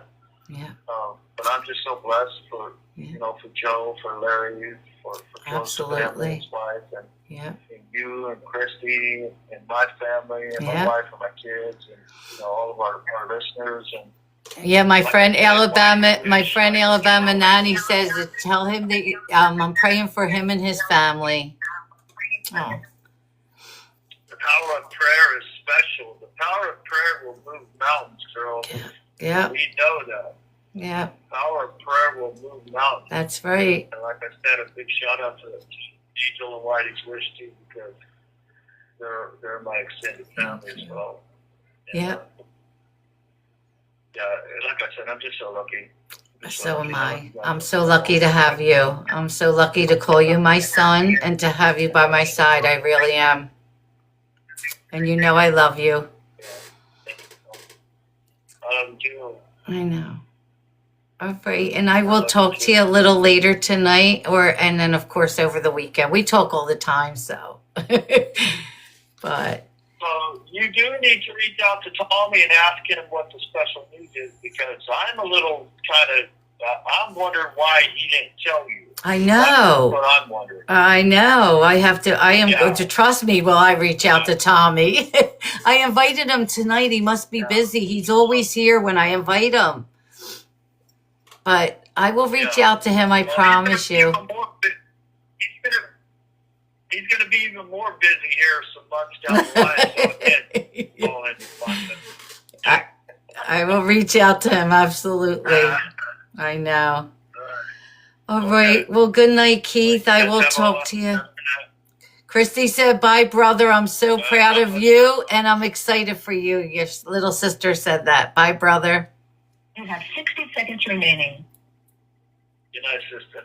Good night, sister. All right. Love you. Good night. Thank you, everyone. Oh, oh God, I'm so excited. I'm so proud of him. And oh man, he's going home. He'll be home soon. And we have a lot of people on our side. And I know I wanted to let him tell everybody the news. I knew it, but it's better for Keith because I don't know how much we're allowed to say yet. But, of course, there's, channels he has to go through. But, Jim, thank you. Oh, my God, Margie, thank you. It really is. And I'm telling you, all these guys have a touching story. All right, Keith, he's my co-host. He's my son. I'm so proud to call him that. We never met each other. The first time we'll meet is the day he walks out those prison walls. I'll get to meet him in person. He's done so much for me, more than you guys will ever know. The story I had him telling you when we did have someone that was doing this with me. They wanted to wait a little bit. We're going to stop for a while. We have other things we want to do. They wanted to do TV shows and this and that. We weren't ready for all that. And when they turned around and they wanted to put a hold on it, and they didn't want to, we don't want to talk about charge. We don't want to talk about what yous are doing. And Keith was like, we are not stopping. We are moving, we're just going to keep going. And we did. And I remember the night we had no one. And Keith is like, don't worry about it. Give me an hour. I was actually out with my daughter. We were at a school function. And he had 4 people up here. He had 4 guys on the outside come on the live. He got on the call, and we had another guy on the call. And they just got the whole live together for me. And that's when me and Keith said, we're doing this on our own. We don't need nobody. It's just me and you. And that's when we went off on our own. So I actually met Keith through other people, and it just turned out to be amazing. But what a hard time. I know it was. And next week we have Yancey and Mike. Yancey's recently moved over to his building. Kim, do you mean to come up? I know a lot of people hit it by accident. And that's okay. Listen to Keith is so inspiring. His growth and yeah. And Krista, you've been around since I first met him. So Yancey's coming back. And anybody could come up if you want. Yancey will be back with us next week. I'm so excited. So he can tell us. So he got moved to Keith's building. I'm just really excited. I'm excited for look at what happened. This guy picked up a book, and we're so fortunate that he's able to reach out to these attorneys and have lawyers, and Joe's been amazing, and Larry, and they're going to see him, and I'm so excited. I'm so excited for Keith and Jamie and the girls, and what an accomplishment. And I can't wait to get the coloring book. I can't wait to get that moving. I didn't realize that Manny put a hold on that and send in more pictures. So that'll be great that Manny's on there. So, but wait till you guys hear everyone's story. We have so many more that and next week will be a lot because we'll have 3 of them here with me. We will have 3 of them on here. It'll be Keith, it'll be Yancey, and it'll be Mike. So I can't wait to hear about Yancey's journey. I know, with the dog program. He's so excited that he got into the program, and that's thanks to Keith. Keith got him moved over there because you have to be in certain buildings to be in the dog program. And right, Tiff, I know he gets to me all the time. I try not to, but he pulls at my heartstrings, Keith. He always does that. He pulls at my heartstrings. And each week when you hear these guys and their stories, I'm just not dealing with anybody. I'm not dealing with people saying, I don't belong here. I want to get out. No. They'll tell you, I belong here. And when I get out, I get out. And Keith had a real deal, from when he was a child. And I wanted him to say that part, besides being, verbally abused, physically abused, sexually assaulted by this man. The man was crazy. I mean, what he went through, it's crazy. It's crazy that any child had to deal with a life like that. And then your mother, hands you, puts a gun in your hand and asks and tells you to do this, like unheard of. Oh my God, I love that. One wrong decision away from being where he is. Exactly, Jim, exactly. And he'll tell you that. And we'll tell you that. When all that happened, it started like when, as a child, like 9, 10, 11, those years were when he went off in intensive care and almost died at age 11 from being beaten by his mother's boyfriend. Not even, not his dad, not his biological dad, from his mother's boyfriend. And she kept him around. I would never let anybody hurt my children. Oh no, I'm sorry. You go, not my kids. And she just picked the guy over the kids. But what a mother. Exactly. Yep. And I'm so fortunate to have him in my life. He means so much to me. I love talk. We talk like several times a day. I mean, we message back and forth so much, and we'll talk another 2 or 3 times. Because remember, he's 3 hours behind me, but he has to call his wife because Jamie works 7 days a week, that woman. His wife is a truck driver. Jamie's a truck driver. Okay? Like, I admire her so much, and she's raising the girls and taking care of Keith. She's an amazing woman, Jamie. And she helps me too. Besides managing his stuff, there's plenty of times where she'll have to get a guest for me or, pick up some questions for me. I heard a difference in Keith's voice. Didn't you? You could hear the difference in Keith. Keith is usually low-keyed and not like he was laughing tonight. And like I said, I remember when we first got a message from this guy, Joe, he was so uncertain. He's like, could it be? And I was like, I get excited too fast. He was more reserved about it. But then when I spoke to Joe, I was like, it's going to happen. Like, it is going to happen. So I'm in contact with these guys too that are helping us. He always positive. Yep. Yeah, thank God he has. Exactly. They just celebrated their 3-year anniversary. We had an anniversary party on my live. And I do this for a lot of them that I'm close with for her anniversary because Keith can't do it. Myself and Angel from Wiley's Wishes, we send her flowers from Keith because Keith can't do that. So we send her flowers, and he came on here. He wrote her a poem. He read the poem to her.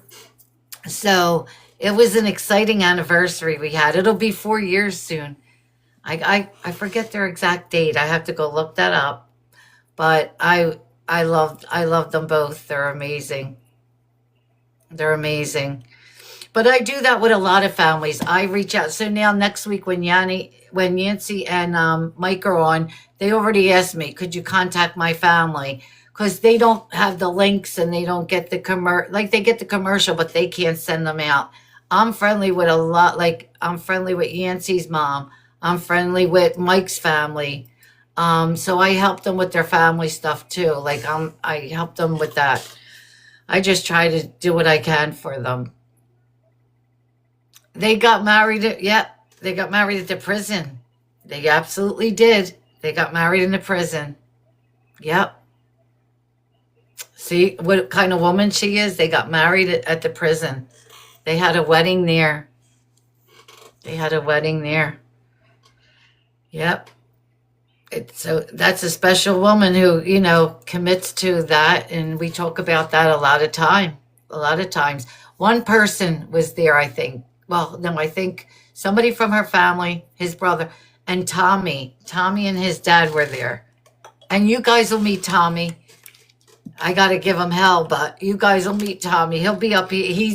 Tommy was a lifer also, but he's out of prison. He's doing amazing. Tommy used to be on live with me every single night on Favorite It. He would join me every night. Then now he's like has 2 jobs and a family, so we don't get to, hear from Tommy as much as we used to, but he'll be on with us. He'll join us. He absolutely will.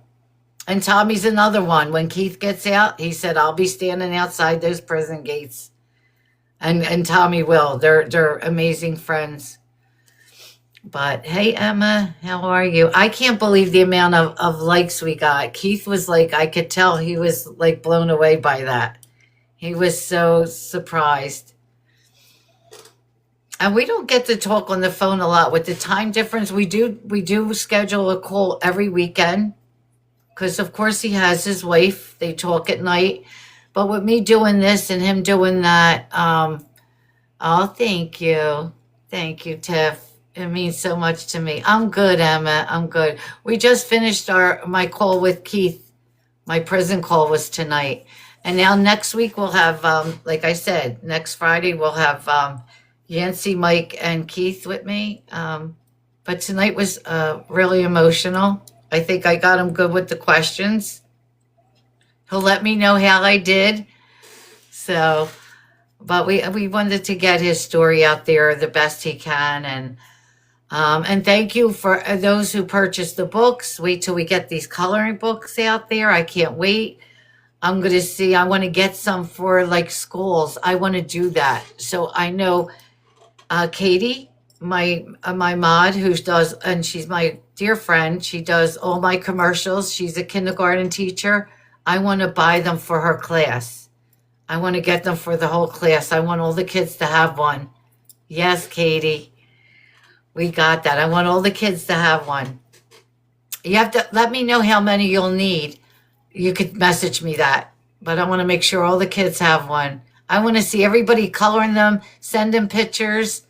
And I know you'll do that. So we can get that to Keith. And, of course, Joe, everything that we're doing, I send to Joe, who's helping us with his release. And Larry, I know you will.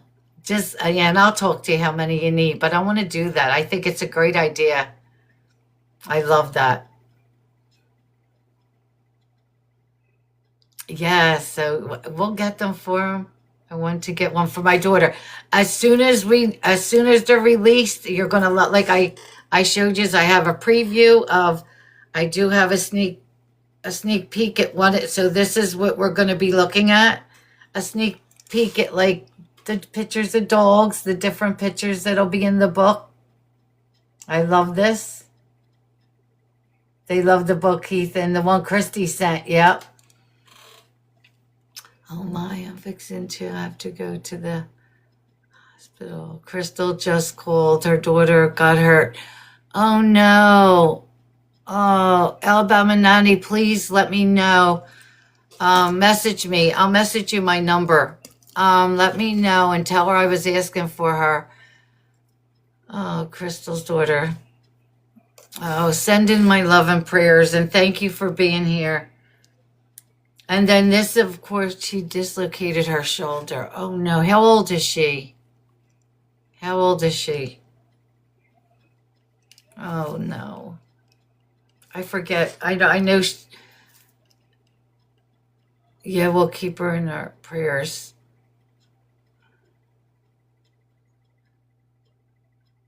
Because, I'm not on the weekends, but I'll be in touch with you. I'll send you my number. She's 19. Okay. Of course she is. Of course. Absolutely she is. Yep. And then here, you keep me posted on that. I'll send it and I'll call. Okay. Thank you. Thank you. Here is the video. I love this video of Keith. Look at him with the dog. And this is his dog that's in prison with him. He's keeping...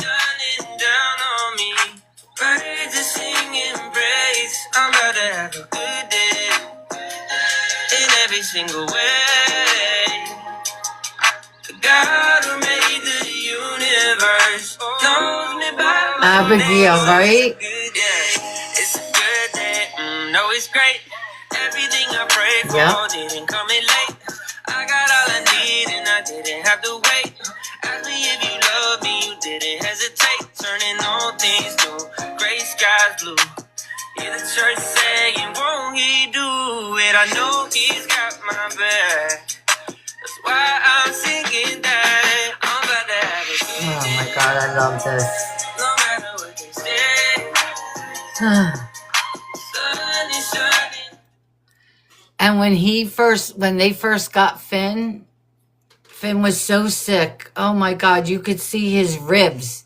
Like when they sent me the picture of Finn recently, I was like, that's not Finn. I was like, there's no way. Because he was all bones, like the ribs were showing, the poor dog. He was so abused, and now look at Keith has him, and he'll be going home with Keith. He's going home with Keith. I know, 150,000. Thank you so much. I am so blown away. You guys are amazing. And thank you for buying the books. That goes to help his family. Anything he makes from them goes right to his wife and kids. And I'm just excited about the coloring books. I really am. I'm just so excited. We could have a coloring party on here. But what a good night. I know, and I love that song. I really do. They picked out a good song. That actually came from Wiley's Wish. We can have a coloring party. People could come up in the boxes and we can do that. Absolutely. Yep, I would love that. And then just sending pictures to Keith. That's what the important thing is, because I get to send him little pictures, and he enjoys that. Yeah. So I'm so excited. And as soon as we get any news, I'll be able to tell everyone. It's going to take a little bit of time, but as soon as I get the news, because the guys are going out to see him. I think next week they'll be out there to see him.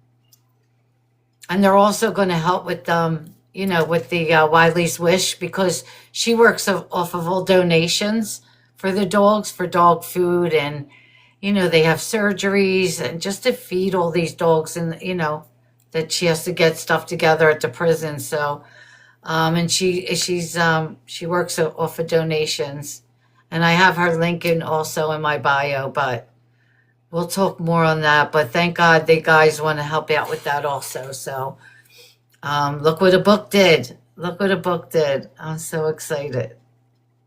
But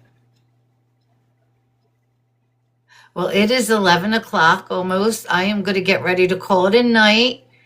I'm off on the weekend. Monday, like I said, it's going to be I'm going to be live. Trust me. I do have an appointment.